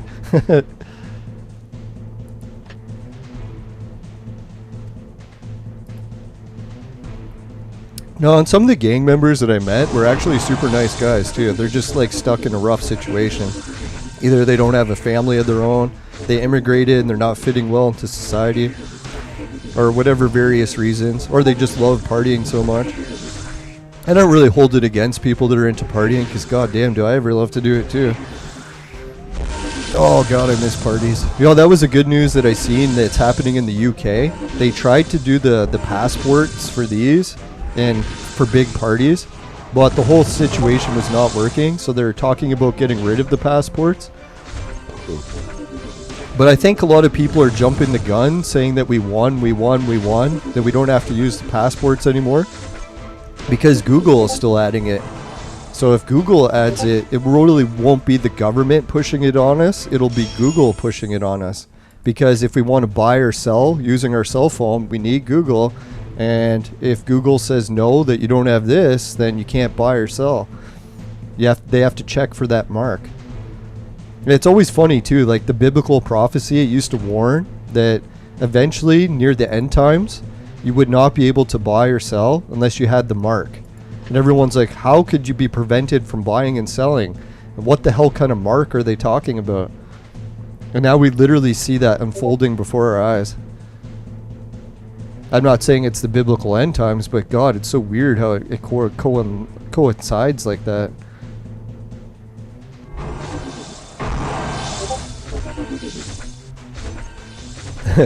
No, one of my friends was actually Polish, or still is Polish, obviously. But his family background is like everyone looks like super Polish. You know, Polish people, not to say they all look alike, but you know how you can usually tell if someone's from Poland or not. They have that similar Polish features. But anyways, the one guy, like my friend in the family, he looked just like a Mongolian. So I was like, what the hell, man? Why do you look Mongolian and everyone else in your family looks Polish? And he's like, it's because of the Mongolian recessive gene. Like back when Genghis Khan conquered much of Europe. So that's what people don't realize. Genghis Khan didn't conquer the world. He conquered most of Europe. He didn't attack any of India. He didn't attack, I don't know if they attacked China. I don't think so. I don't think they attacked anywhere in North America, obviously. So when Genghis Khan conquered the world, they were just like slaughtering Europeans and taking all their land. So yeah, that's what happened to a big chunk of Poland, is when the Mongolians came in, they raped all the women and their genes kind of stuck around in some generations. So some families will have like all Polish people, and then all of a sudden they'll give birth to a Mongolian. Well, I guess officially not a Mongolian, but they just have all the traits of a Mongolian person. So that was funny. The one time I was at the arcade playing against the gangs, and I thought all the gang members were behind me, and then I didn't realize it was one of my Mongolian friends or Polish friend at the time. He just looked like one of the gang members. It's like, hey, Luke, there you are. It's like, I thought you were one of the gangs.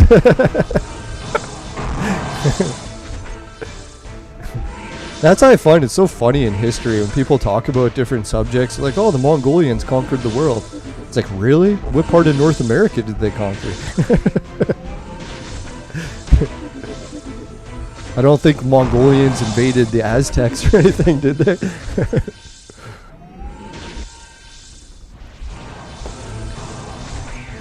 Yeah, Wicked News is talking about how the whole world events are eerily similar to the Bible.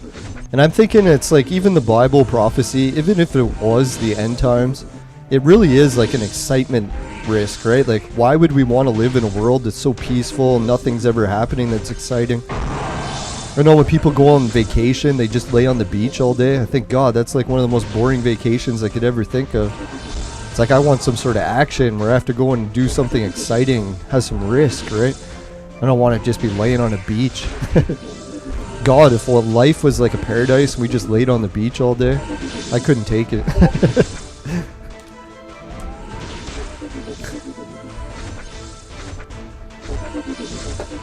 Yeah. So what was the other things that came up during the podcast? I'm trying to think if the guest and I discussed anything interesting. Oh, we did come up with the vegan philosophy a little bit during the show. Same thing he was talking about, that Santeria does actually have parts of their culture that you have to eat certain things, and if you eat the wrong things, it can actually fuck up your brain chemistry. So that's where the Intellivision Amico thing would come in, is like, Tommy, man, just eat some steak, have a couple plates of liver and onions or something, boost up those hormones again. Then see if he like changes his mind about what the console should be. Oh yeah, that was the other good news I got. There was a guy who's making like some sort of like Intellivision 2 or 3 or 4, whatever number they're at, but he's steering away from the direction of the Amico. And obviously it's not official. He changed a couple letters of the Intellivision name, but he's like talking about it as if it's like the continuation of Intellivision, and he's doing everything that Tommy should be doing. He's like saying stuff like, hey, let's have less limitations, let's have online play, let's have as many games launch as you want, have game developers be able to make all these games for the new Intellivision and let everyone play it, not restrict everyone. So yeah, he agreed that he might come on the show and do an interview about his mock version of the new Intellivision. I hope he does, because man, if he does, that'd be a wild interview. That'd be like the Intellivision I want to see, not one just full of vegan restrictions. No, and I shouldn't be making fun of veganism so much, because I tried the the carnivore diet for quite a while, and it fucked my system really bad, so I definitely know that eating meat all the time is definitely not the answer either. It's more of like a balanced diet, like anything in life. Balance is key. Not that I'm offering dietary advice or medical advice or anything that I wish I could.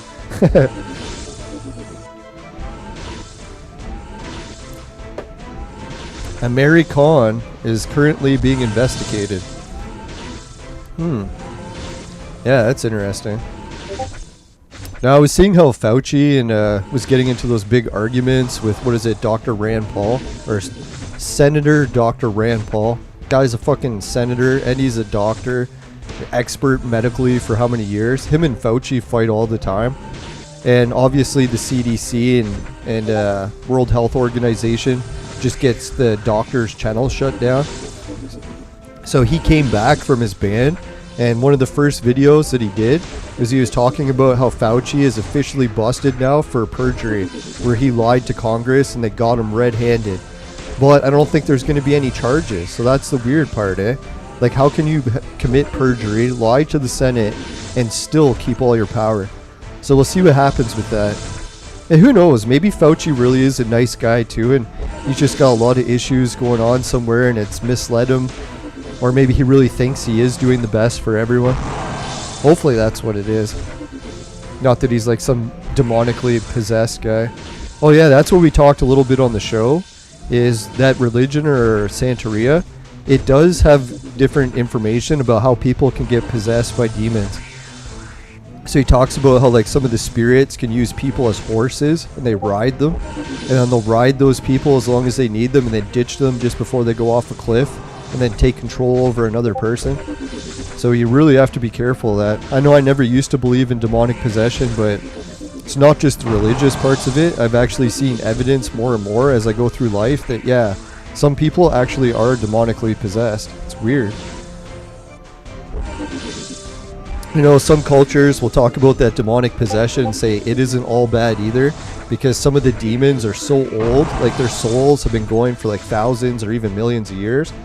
So they have like shitloads of information, they're very smart, they can actually help you in many ways. But you got to be careful, right? It's like with that story, the First Nations tale, what was it, a raccoon or some creature was trying to give a ride to different creatures to make it across a river.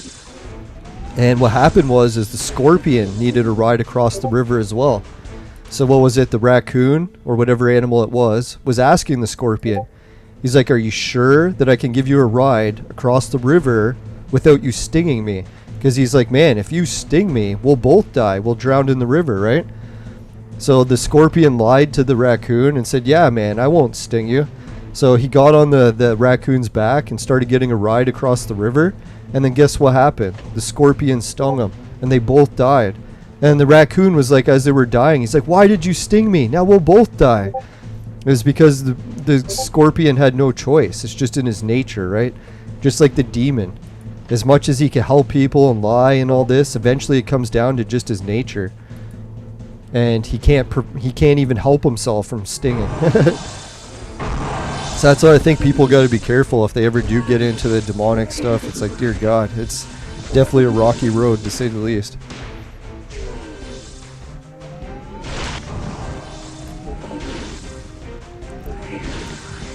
Now, if people ever really want to see the evidence for demons, try to meet Buzz Aldrin. I don't know if you can sense demons. I know I never thought I could before. But when I met Mike Tyson, when I met Buzz Aldrin, like some of these people that they gave me the feeling of demon possession like I had never thought possible. Like literally all the hair just standing on the edge of my body. I was like, holy shit. Even my head hair, it's standing up. What little peach fuzz I have left.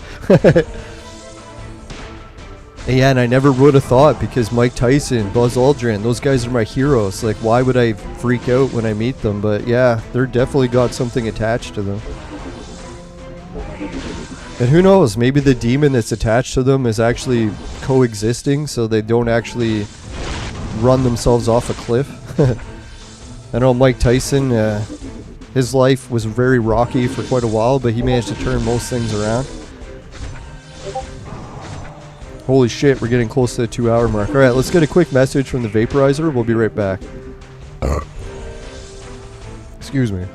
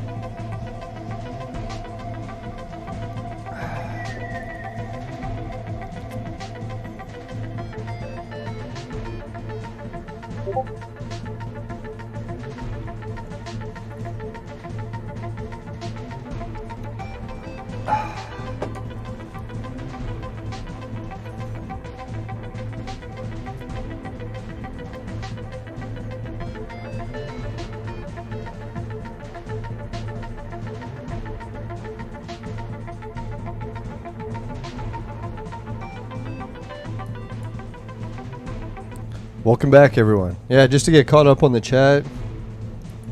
Let's see, we had Wicked News, or yeah, Wick News 8100 was saying that demons may be people that sold themselves out to the system. Yeah, and in the most cases, like the most weirdest demon story, I don't know if I told it on the show before, I probably have, but someone I know was telling me a story that they didn't believe in demons either. And what happened was they knew a kid at a school who was getting beat up by bullies like all the time, really bad, right? So eventually this kid, he was trying to find different ways to get even with the bullies. So obviously he wasn't going to do the crazy methods of like grabbing some sort of weapons, bring him to school. Thank God he didn't go that route. But instead the route he went is he got into Wicca and started like trying to summon demons for protection. And strangely enough, the demons were able to give him like enough self-confidence or whatever it was, and he got the bullying to stop. But then he had the demon attached to him all the time, couldn't get rid of it, because I don't know if he wanted to get rid of it or he wanted to keep it because it helped him. But either way, he had this demon attached. So what happened was this kid was talking to the lady about the demon, because the lady at the time had an amulet that was supposed to help protect against demons. So he was like, holy shit, man, that's a pretty intense amulet you got there. Even the demon that's attached to me is talking about how stay away from that amulet, it'll hurt me. So yeah, like the lady's like, she wasn't really sure she believed in the amulet to begin with, let alone that it could protect against demons, because she didn't believe demons were real. So what happened was the kid's like, oh, you don't believe demons are real? And she's like, no, I don't believe demons are real. I've never seen any proof of it. So the kid's like, well, I don't have to actually prove it to you that demons are real. My demon will prove it to you. And she's like, what do you mean? I mean, he goes, well, demons have the ability, just like, you know, that one horror movie, what is it, Freddy Krueger, how he gets into your dreams? Well, apparently demons, they have that ability where they can show themselves, but only in dreams. So that dream world, somehow they can control it to a certain point that they can show themselves to other people. So the kid's like, hey lady, if you don't believe in demons, I'll get my demon to visit you tonight in your dreams, and he'll show you what he's all about, right? So the lady's like, oh, you're full of shit. This demon's never going to come to my dreams. So guess what happens? The lady goes to sleep, and she wakes up in the middle of the night having nightmares. So she goes back to bed again, and all of a sudden she starts dreaming that the demon that this kid was talking about is in her dreams. So obviously right away she's not really believing, oh, this is just a coincidence, that the demon really isn't the same demon from the kid, it's just because I was talking about it that day. But what happened was, as the dream progressed, and each person from that family that lived in the house knew nothing about the demon at the time, they all got into the same dream while they were sleeping in the same house at night, and the demon was showing themselves to every family member. So when the woman woke up, she was freaked out, right? She's like, oh my god, did that demon really just come into my dreams? So she was too freaked out. She didn't want to tell any of her family because they were sleeping in other rooms, so they didn't really know if anyone else was having nightmares. So the family wakes up and they sit down at the breakfast table, and guess what they all start to discuss? They're like, did anyone else have a dream about demons? And it was every person who was in that dream remembered it. So it was like, holy shit, that woman never doubted if demons were real ever again. Oh, and that was the thing, when the demon was in the dream, it was warning them to never let go of that amulet, because that was what was stopping the demon from possessing them. So I was like, holy shit, isn't that weird that maybe amulets actually can do that sort of thing? I don't know, it sounds so fantastic. I don't even really believe it half myself, but the woman who was telling me the story I trust more than anyone, so I don't really think that she would make it up. So yeah, that's really weird. I actually have copies of the amulet. People want to see it. It's on my website. It's actually an Anubis amulet that was discovered in North America, which may sound weird, but a lot of the different historical societies, they cover it up that Anubis is actually a god that's worldwide. Like every culture has Anubis. Sometimes they'll give him a different name, but he often looks identical in every culture. And then I found out why, is because the Anubis legend is actually in the stars above us. So anyone that can see the stars, they'll know the Anubis legend because they can see it above them. So I don't know, that's a weird thing. It's like Canis Minor, I think it is the star that's associated with Anubis, or star system. Yeah, if anyone wants to see the Aztec version of Anubis, he's really cool. His name is like Zotl or something like that. Just look up Black Aztec God of the Dead. And it's same thing. It's a black god that guides people in the afterlife. And so it's like, if that isn't a description of Anubis, I don't know what is, right? But he's definitely got a different name. But I was thinking, well, if you have a different language, different pronunciations, you're obviously going to have a different name. So that's one of the reasons why I kind of want to get Anubis in this game. It'd be kind of neat if I had Anubis, right? Because I got an Anubis Amulet. And if I had an Anubis character on my team, that'd be kind of neat.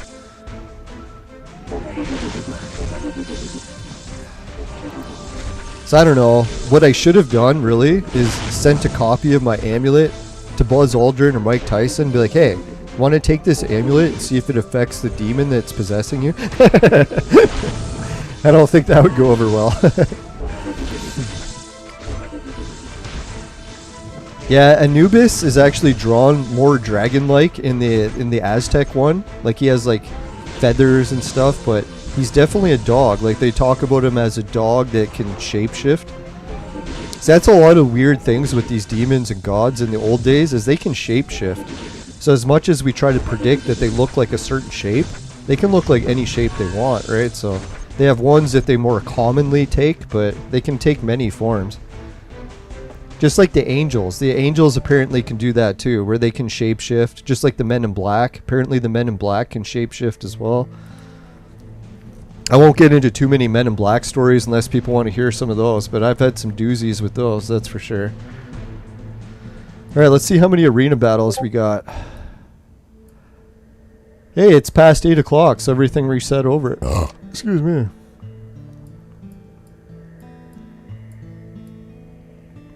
Oh, I'm looking at Tavern, that's why. Ah, shit, we still got lots of matches to beat. Alright, so we'll rifle through a bit more. I do have to work tomorrow, but we're probably going to go move my uncle soon too. So yeah, I'll have to wrap up the show. So let's, we won't wrap it up quite yet, but we'll go into, we have to give a shout out to some things. So let's do the sponsor message. Today's game stories were brought to you by Crack. Crack. It'll fuck you up. Woo!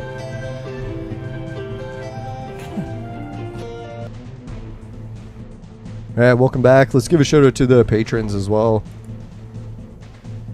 Alright, thanks again, Suki, Dan, Jim, Ray, Travis, and everyone else at Patreon. And just to clarify, none of these people are associated with the messages on this show.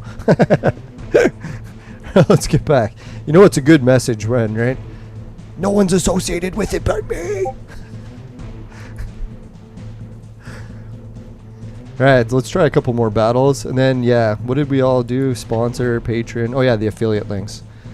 Let's try to get the arena finished to 8,000 points, and then maybe we'll do the affiliate links then.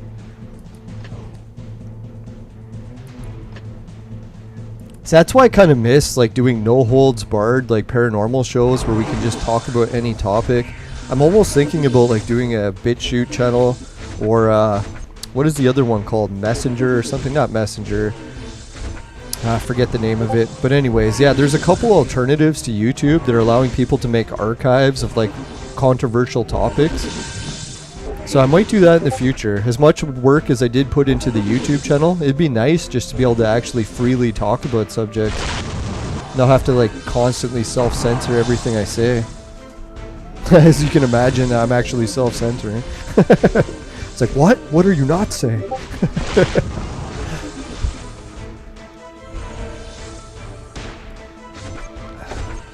Now, I think in the future, people make fun of demons, but once we start colonizing the moon, that's when we're really going to get into demonology, because the moon is full of demons. I think that's where Buzz Aldrin picked his up. The ancient immortals talked about it, is when you had demons and you wanted to get rid of them, if you got rid of them, they could just get out of one body, but then they could possess an animal or they could possess another person. So it really didn't matter if you got rid of them out of one person, they would just go to another.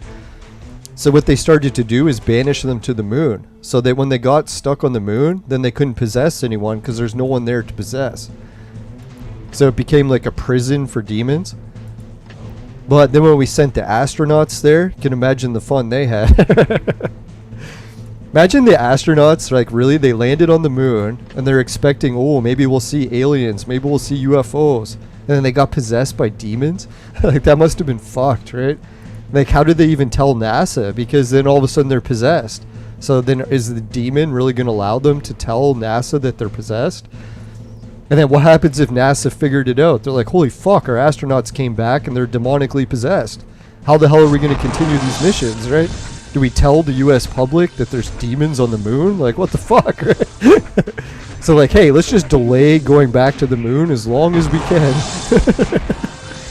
So that's why I think, like, China, as soon as they started going back to the moon, NASA's like, oh fuck, we're gonna have to go with astronauts soon, and this whole demon thing's gonna go up a whole new level. Because that's what I'm pretty sure the demons wanted. They probably wanted astronauts to come up by the hundreds, right? They're like, oh, bring as many astronauts as you can. Because they wanted to get people back to the Earth, or the demons wanted their souls to get back to the Earth. But they only could take, I don't know if demons can take more than one host. Like, could you have like 15 demons attached to one person, or is it just one per person? I'll have to try to find more information about that. So that's the weird things that we got coming up in the future of space exploration. We don't really have to worry about aliens. I think we're more looking into the demonic parts of it. I don't know if they'll be able to develop like some sort of spacesuit that can keep demons out. Hopefully.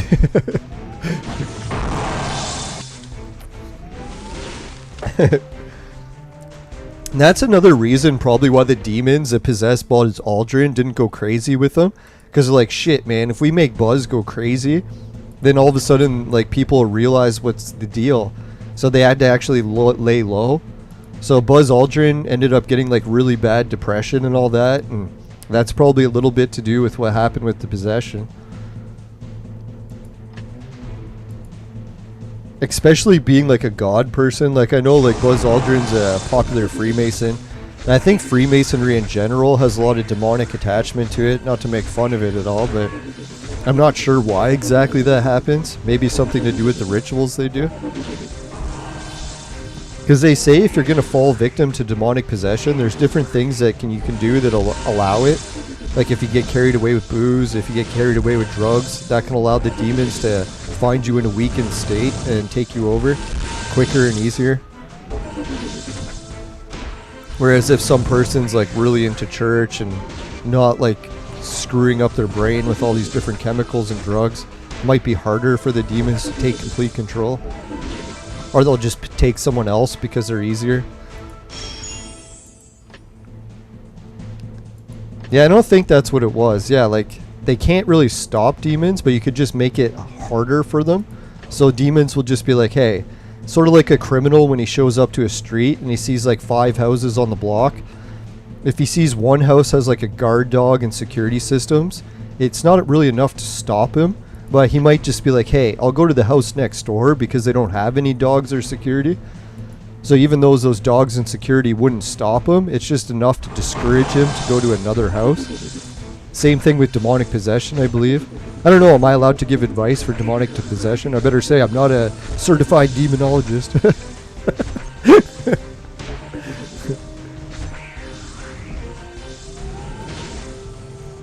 Holy shit, yeah, I heard about that. That Neil Armstrong went on different Amazon expeditions. 1977, no shit. He came back in an underground cave with 1,000 metal books. See, that's what I was thinking. Like, if a demon did take you over, they'd have all that information from, like, millions of years of living. So they would know where, like, a whole bunch of artifacts are buried that someone who isn't possessed wouldn't know. Oh, well, maybe that's why. Yeah, like, Freemasons, they always want so much information. So if they wanted, like, the key to all this information, if they got demonically possessed, it would allow them to tap into a source of information that a lot of people wouldn't have access to. I know, I've got a lot of friends and family that are Freemasons. That's why I try not to make fun of them as much, even though I probably wouldn't do it even if I didn't. I try not to demonize anyone other than demons.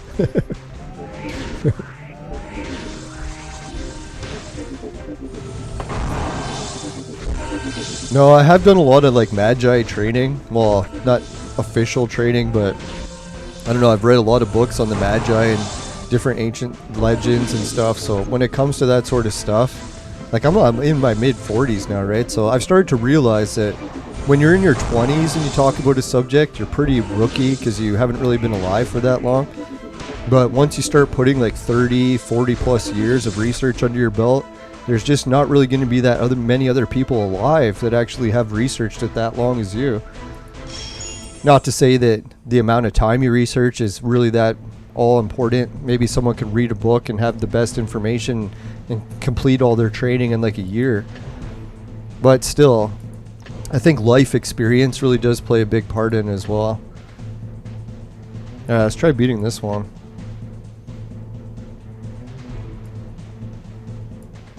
Yeah, here's the problem. I think that, because I have all that shit, let's try this.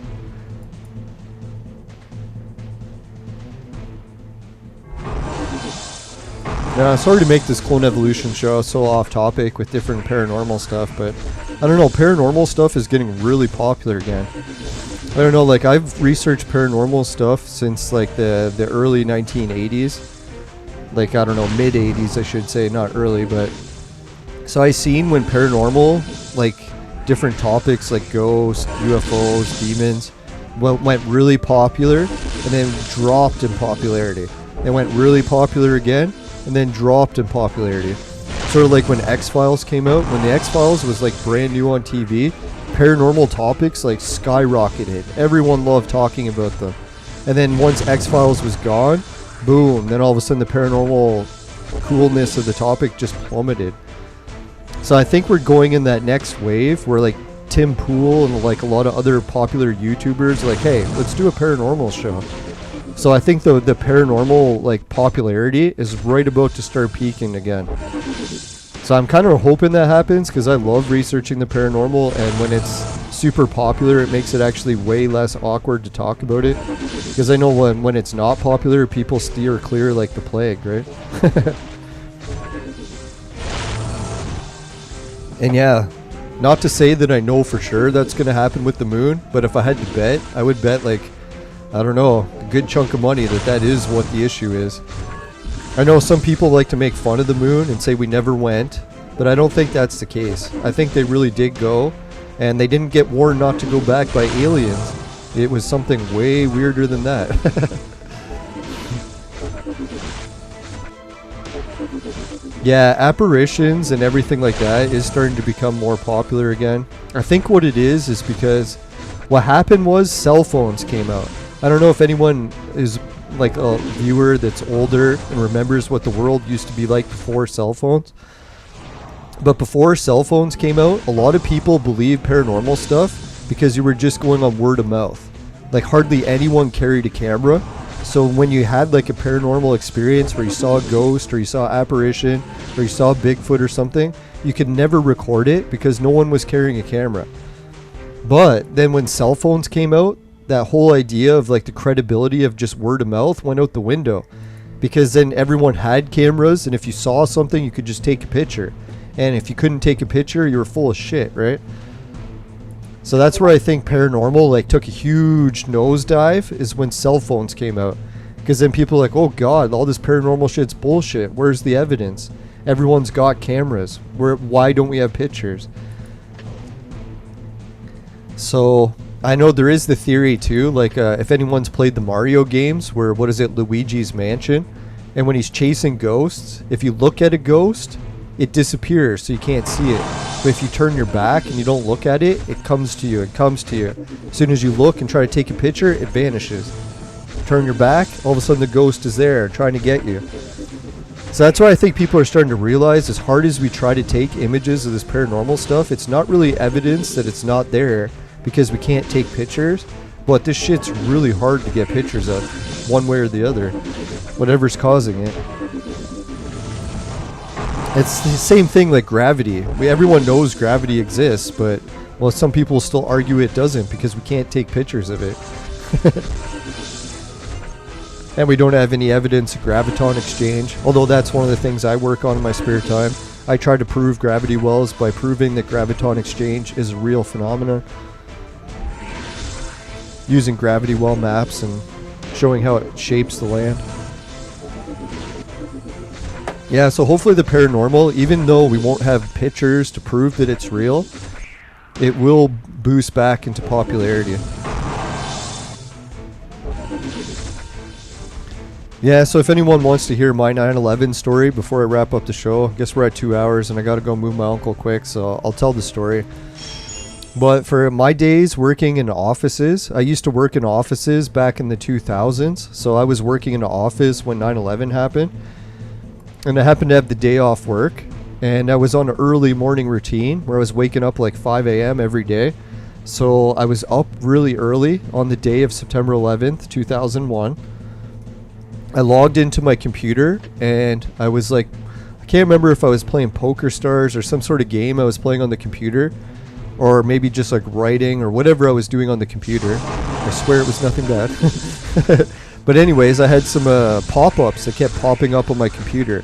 Because that was back in the day when you had viruses on your computer. It would like make all these pop-ups pop up so that you couldn't even use your computer. It was just like ads for stuff would just pop up like crazy. So it was about 6 a.m. and I was starting to get all these weird ads on my computer. Like from the virus and the pop-ups. Excuse me. I have no idea how the viruses got on my computer. No, back in the day, if you wanted to get a virus on your computer, all you had to do is try to like do underground searches. Like if you were looking up ROM files or illegal movie downloads or even like R-rated or X-rated material, if you tried to get that from like illegal sources, it usually came with viruses. So that's how you would get a whole shitload of viruses on your computer. But anyways, so my computer was badly infected with viruses. I was using it on the morning of September 11th. And at 6 a.m., all the viruses changed. You know how it used to say like it would be ads for like sign up for like McAfee antivirus. It would try to always get you to sign up for different Microsoft products. Even though it was a legal virus, it was trying to sell you on antivirus. So all of a sudden those antivirus commercials on my computer from the pop-ups, they all changed. And guess what they changed to? It was all these weird ads that kept saying the US is under attack. Turn on CNN and watch the attacks. So I'm like, the US is not under attack. Because this was before September 11th, so the US had never been attacked since like Pearl Harbor. So the odds of it being attacked was like slim to none. And it was 6 in the morning. So I'm like, I'm not turning on CNN. I'm just going to keep playing on the computer. I don't believe these ads. So then as the day progressed, I think someone in my family had woken up and they turned on CNN. They're like, oh my God, like a plane has hit the first trade tower. I'm like, what? A plane hit the trade tower? And I'm like, that's what these ads have been saying on my computer for hours, like since 6 a.m. And if anyone's wondering my time zone, I think the attacks on September 11th happened around 8 a.m. So it's like I was getting the ads at 6 a.m., hours before the attacks even occurred. And they were trying to get me to turn on the TV and watch it live. So eventually I listened to the ads. Hey, Lethang Vlogging Frenzy, thanks for joining. It says, what's up? Long time no see. Yeah, how's it going, man? No, it's glad to be back. I needed a little break from Clone Evolution. I had kind of burned myself out. I tried doing some other projects, tried working more, even had a date lined up for Saturday, but it didn't go well for any of those. But I'm back to Clone Evolution. But anyways, so I watched the attacks unfold live after I was around 8 o'clock. So I watched the second plane crash live. And that was the other story. Did anyone notice when you watched the attacks live on CNN that day, they had a loudspeaker that was on the ground, like I think it was attached to one of the towers, and it was a loudspeaker, and it kept yelling for all the office workers to go back into the tower. It said like, whatever you do, do not leave the towers. Everyone go back into the towers. So in hindsight, I was like, dear God, people, don't listen to that loudspeaker. Get the hell out of the towers before they go down, right? They just got hit by a fucking plane, right? But for some reason, this loudspeaker message kept telling everyone, go back into the tower. There's no concern. Go back into the tower, even though it was on fire, right? So in hindsight, I was like, hey, maybe there was some sort of sinister ploy that the guy like talking into the loudspeaker knew that the buildings were going to collapse. But then I started to think in hindsight, the September 11th attacks, even though they took down the towers, at the time before they collapsed, it was impossible for the towers to collapse. They were actually the strongest buildings ever built in human history. Like, you could take 20 planes, ram it into it full speed, full of jet fuel, and it would barely do a scratch. That's how strong the World Trade Centers are. So that's why I was thinking the loudspeaker guy, when he was telling all the office workers to go back in, he didn't know they were going to collapse because he had all the information that said those towers were indestructible. Like, there was no way those towers could ever collapse. But then obviously they did, and then there's the whole theory that the whole entire building was loaded with explosives. They removed all the bomb-sniffing dogs just weeks before the attacks. So it was like, what the hell was that all about? And the guy that owned the tower insured it for attacks of terrorism, and he insured it twice, so that if there was 2 planes that hit, he would get double the money, and then that's exactly what happened. Now, some people try to say that he was an insider and knew about it, but I have no idea. Alls I know is that the guy that told everyone to go back into the towers nearly killed thousands of people more, but guess what happened? There turned out to be a guy that was like a veteran from like Vietnam or something, and he started to get like post-traumatic stress. As soon as the plane hit the building, he said fuck it to that loudspeaker, and he tried to get as many people out of the building as he could. So even though the loudspeaker was like, get back in the building, get back in the building, this Vietnam veteran was like, fuck that, get out of the building, get out, get out. So they said that because he defied the rules and told everyone to get out of the building and helped escort them out, he saved nearly 2,000 people that day. So can you imagine if it wasn't for that war hero from Vietnam, the casualties from the attacks would have been double. So thank God that someone was there to like say, hey, I question the official narrative. I'm going to go against the grain. And he saved like thousands of lives. So thank God. So yeah, I was just going to tell that story. That was one of the things that I watched on September 11th. I actually watched the plane fly in. Like, they showed, like, they panned up live and showed the plane crash right into the building. So I like literally watched like hundreds of people die live on TV. And as you can tell, I still get choked up about it. So it's like post-traumatic stress for like 20 years. But yeah, that was my story from September 11th. And it's neat. Some of the viewers said that they had was it the same viruses on their computer? Wow, that'd be weird. Yeah, that was the other thing. Like, they talked about, what is it, George Bush, how he was in the classroom teaching kids when he found out about the attacks. And then someone went into the archive and found what they were teaching the kids. And the words that they were teaching the kids was something like steel melting or something, or some weird like lessons about almost describing exactly what was happening in the attacks. Oh yeah, and the US was running a training drill at the same time about a terrorist attack when it occurred. So it fucked up everyone in the military. They're like, is this a drill or is it actually happening? Because they're like, why would we all of a sudden be doing a terrorist drill that we have never done before, and it just so happens to fall on the day where the actual attacks are occurring? So that's where the whole military said that they dropped the ball, because a lot of people thought that it was a drill because they were doing a drill that day, and they didn't realize that it was actually happening and it wasn't a drill. Or it was a drill and actually happening. And it's weird. I think the London attacks, when they had that, what is it, a train attack or something, it also happened on a day where they're having a drill for the same thing. So that's why I think a lot of people are freaked out from like my age about taking this, because we know that government officials have totally fucked us over before, like killed thousands of people to meet their agendas. So it's like, yeah, if these sons of bitches are still in charge, they killed Kennedy, they killed all the people on September 11th, and now they're forcing us to take this. So that's why like a lot of people are like, holy shit, man, like I'm very skeptical of taking that, at least until we get some more information about it. When they started to say we're not allowed to talk about it, I was like, oh shit, that's not a good sign, right? It's like, if we were allowed to talk about it, I would have taken this a long time ago, because I'm not even against these. Like, I'll go and get my tetanus shots, I'll go and get all the other shots. I try to stay clear of the flu shot, because I've only had the flu once in my life, and it was when I took the flu shot, so I'm very skeptical of the flu shot working as well. I almost felt like I was going to die after I took the flu shot. It was like literally the worst I've ever been sick. I was like so sick, I was like throwing up and shitting at the same time. So when I went to the washroom, I was like, holy shit, I really got to just like have one end in the bathtub and one end on the toilet. It was goddamn, that flu shot nearly killed me. That's actually the funniest thing. Every time I talk to someone who doesn't take this, the new one, the same thing. They're like, dear God, I almost died from the flu shot. There's no way I trust those companies. I'm like, yeah, same thing happened to me, man. Almost died from the flu shot, and I'm like, holy fuck, I'm very skeptical of what I'm going to be injecting. I'll have to like see like 10, 20 years of safety trials before I actually believe it's safe.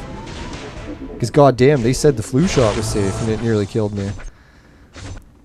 Alright, so anyways, let's get a little bit message from the sponsors, because I got to wrap up. We're well over the 2-hour mark, and my uncle's like really waiting, so I got to go move him soon. Alright, so if anyone else has got some wild September 11th stories they want to share in the chat, or if you want to just call on the show sometime, I'll try to open up the show for callers again next time. I know I haven't taken callers on the show in quite a while. I should have, because man, it helps get my show ready for podcasting, make sure everything's working properly. And if anyone's wondering about being a good public speaker, you can tell I'm not a good public speaker, so it's not like the bar is raised super high or anything. It's like you can be even half-assed as long as we can understand a word or two. Probably more than people can understand from me. Alright, let's go to the affiliate links. Alright, so Patreon, we covered that earlier. Society 6, finishing quick, my specialty. Comes on t-shirts, bed sheets, both popular with the ladies. Hido TV will pay you to watch videos. Swagbucks will pay you to shop. GameKit will pay you to try games, and free Bitcoin. It's a wallet system for crypto. I also highly recommend BetFury. It's two of the best crypto wallets around. They both have free loot boxes that you can open, and you get tiny bits of crypto. But the free Bitcoin, they only give you free crypto of Bitcoin. But if you try BetFury, you're opening those loot boxes, you can get crypto of a whole bunch of different kinds. Like I even have Dogecoin and all Ethereum and all that stuff, and I didn't do any deposits, just from referring people. So I appreciate everyone who's been helping with the referrals, and just remember you can share the referral links on your show too. But free Bitcoin is allowed on Facebook, but for some reason BetFury isn't. If you try to share it on Facebook, BetFury will get taken down automatically. So just keep that in mind when you're sharing. Excuse me. Oh yeah, and just make sure too, all these crypto places, they have casinos built in as well. So just be careful if you're a gambling addict. Stay to the savings. Try to stay clear of the gambling. I know I'm a bit of a gambling addict, so I don't even do any of the gambling on those anymore either. I just go with the referrals, and the referrals are working out great. I think I'm almost over 100 or 2, something like that, just from the referrals, so I appreciate that, everyone. I know it's not like millions of dollars or anything, but even 100 or 2 makes a big difference to me. Because I probably spent over 10 grand investing, getting podcasting shit going. So even to have a couple hundred come back, it's like, Jesus, I might actually break even one day. No, anyway, so the Virtual Mate Sex Machine is also for adults and men only, so make sure you follow the rules for those.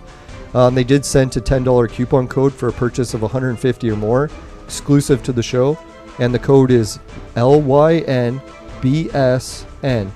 That's lying BSN. I don't know why they made it that word, but it's kind of funny. It's not lying BS. It actually is real, as far as I know. No, it's real. And they actually send little referral bonuses for me every time someone makes a purchase with the affiliate link. So if you order the Virtual Mate and you don't even like it, it gets mixed reviews. You're still helping me either way, so I appreciate it. And it would probably make a good gag gift. No pun intended. No, for lockdowns especially, I'm pretty sure the government's going to roll us into another round of lockdowns as soon as the flu season picks up. So yeah, we can anticipate the Virtual Mate might become a hot seller, so get your hands on it while you can. I gotta stop with these puns. Alright, so let's get back to the game. I think, oh yeah, my website's in there as well. Alright, we sucked really bad at getting anything done in the game today. Kind of got carried away with just talking and not playing the game enough, so next episode we'll try to get more done. We'll try to finish the arena. We'll try to finish, the tavern tasks, and we'll get the Vibram coins. So once we get all the Vibram coins for those, we'll look to see if we have enough for Anderson, but I doubt it. We're still quite a ways away from Anderson. But damn, if we could get Anderson, that'd be epic. So I appreciate all the viewers who are watching, tuned in, liked and shared and participated in the chat. Oh yeah, which reminds me, let's give a shout out to everyone in the chat. Warzard the Board Time Lord, Wicked News 8100. And who else was there? Oh yeah, it was the other vlogging channel, Lethang Vlogging Frenzy. Thanks, man. Oh yeah, and if anyone's into my vlogging work, I've got a new vlog that I'm actually editing right now, and I'm almost like 90% done. And it's one from like a really far trip up north. My nose was running, so I almost threw out all the footage. I'm like, fuck, man, I can't even travel, so I might as well edit the footage I got. And yeah, I appreciate it. It's like, if anyone can watch and like some of those other vlogs and stuff, helps out with the algorithm. Oh, Wicked News 800, 8100, I appreciate that. Well, let's give everyone a big round of applause.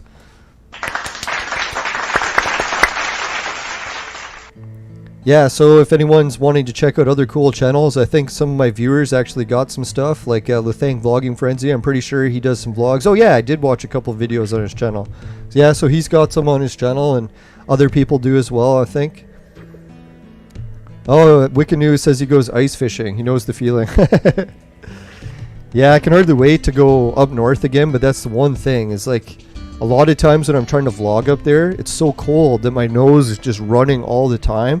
And then if you're vlogging and you have a runny nose, it looks so gross, right? So I don't know how the footage is going to turn out. Some people might hate it because I have a runny nose, but I figured I got nothing else to edit right now as far as vlogging footage from like really far trips. So I might as well do that in the meantime. So I can't promise when the vlog will launch, but I think it's going to launch in maybe a week. Let's hope we can finish it in a week. It's like 90% done. I just got so much other work on my plate with jobs. I'm actually going into work again, more landscaping tomorrow. So yeah, wish me luck with that. And yeah, I think that's everything for today. If I forgot anything, I'll try to put it in the chat. And if anyone's got questions, yeah, don't hesitate to ask things in the... Yeah, I could use nose plugs. Maybe that would work. Yeah, don't hesitate to ask any question you want in the chat. I know some people might think their questions are dumb, but it helps out with the algorithm. The more interaction in the chat. So even if you just want to say hi, nice show, it's great. Appreciate it. And yeah, my channel, if anyone's wondering how the ad revenue and everything's going, and with the super chats, we're roughly making around $40 to $100 a month. I think 1 month it dropped way down to like 10 and then went back up to 40. And then, so it's kind of like a roller coaster how the ad revenue is going, but I appreciate every little bit. It helps.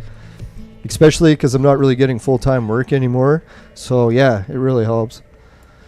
No, it's nice to know that if I did lose all my jobs and stuff, at least I have some options to try to make money. Like I figured if I can't work because of not taking this, then at least I'll hopefully still be able to do YouTube. Although it's linked to Google Pay, so we'll see. Hey, Greg Delson's in the chat. Appreciate it. Thanks for the kind words. No, you're awesome also. Yeah, all the viewers, I really appreciate you, especially since I haven't done a show in a few days and everyone tuned in today. So yeah, that was pretty sweet. Thanks everyone. Well, not everyone tuned in, but a lot of people did. So thanks. And yeah, appreciate it. We'll do another show hopefully tomorrow, depending how work goes. If I get drained at work, I probably won't be able to do one, but I'm going to keep my fingers crossed. Might be a short shift. Alright, so bye for now. Let's go to the fire screen. Back in my day, we used to get drugs from gangs. Can't even do the noise anymore. The imitations are harder to do when I quit smoking weed. I don't know why that is. Probably because I've done imitations with a weed voice for so many years that when I try to not do it in a weed voice, it's like it's harder. Pardon the pun. Alright, so if you happen to get any, let's say, airship tokens, if you happen to finish the airship and you get those robots in your vaporizer, they taste like shit, give the show a dislike. But if it doesn't happen, you can help with a like. Really appreciate it. And just make sure, never buy the products from my sponsor. Because it will ruin your life. Thanks, everyone. Oh yeah. And who was it? Drip Duck or Potato Memes? He was in the Discord group, so thanks for keeping the Discord active. He just got, what was it? He just got Budokai added to his team, so congratulations on that. So if anyone's got any stuff they want to cover and they can't fit it in the YouTube chat, don't forget you can add it to the Discord as well. And if you don't have the Discord, just let me know. I'll send you the link. But the link expires within a few hours, so you have to join it as soon as I send it. Alright, bye for now, everyone. Take care. See you hopefully tomorrow. Later.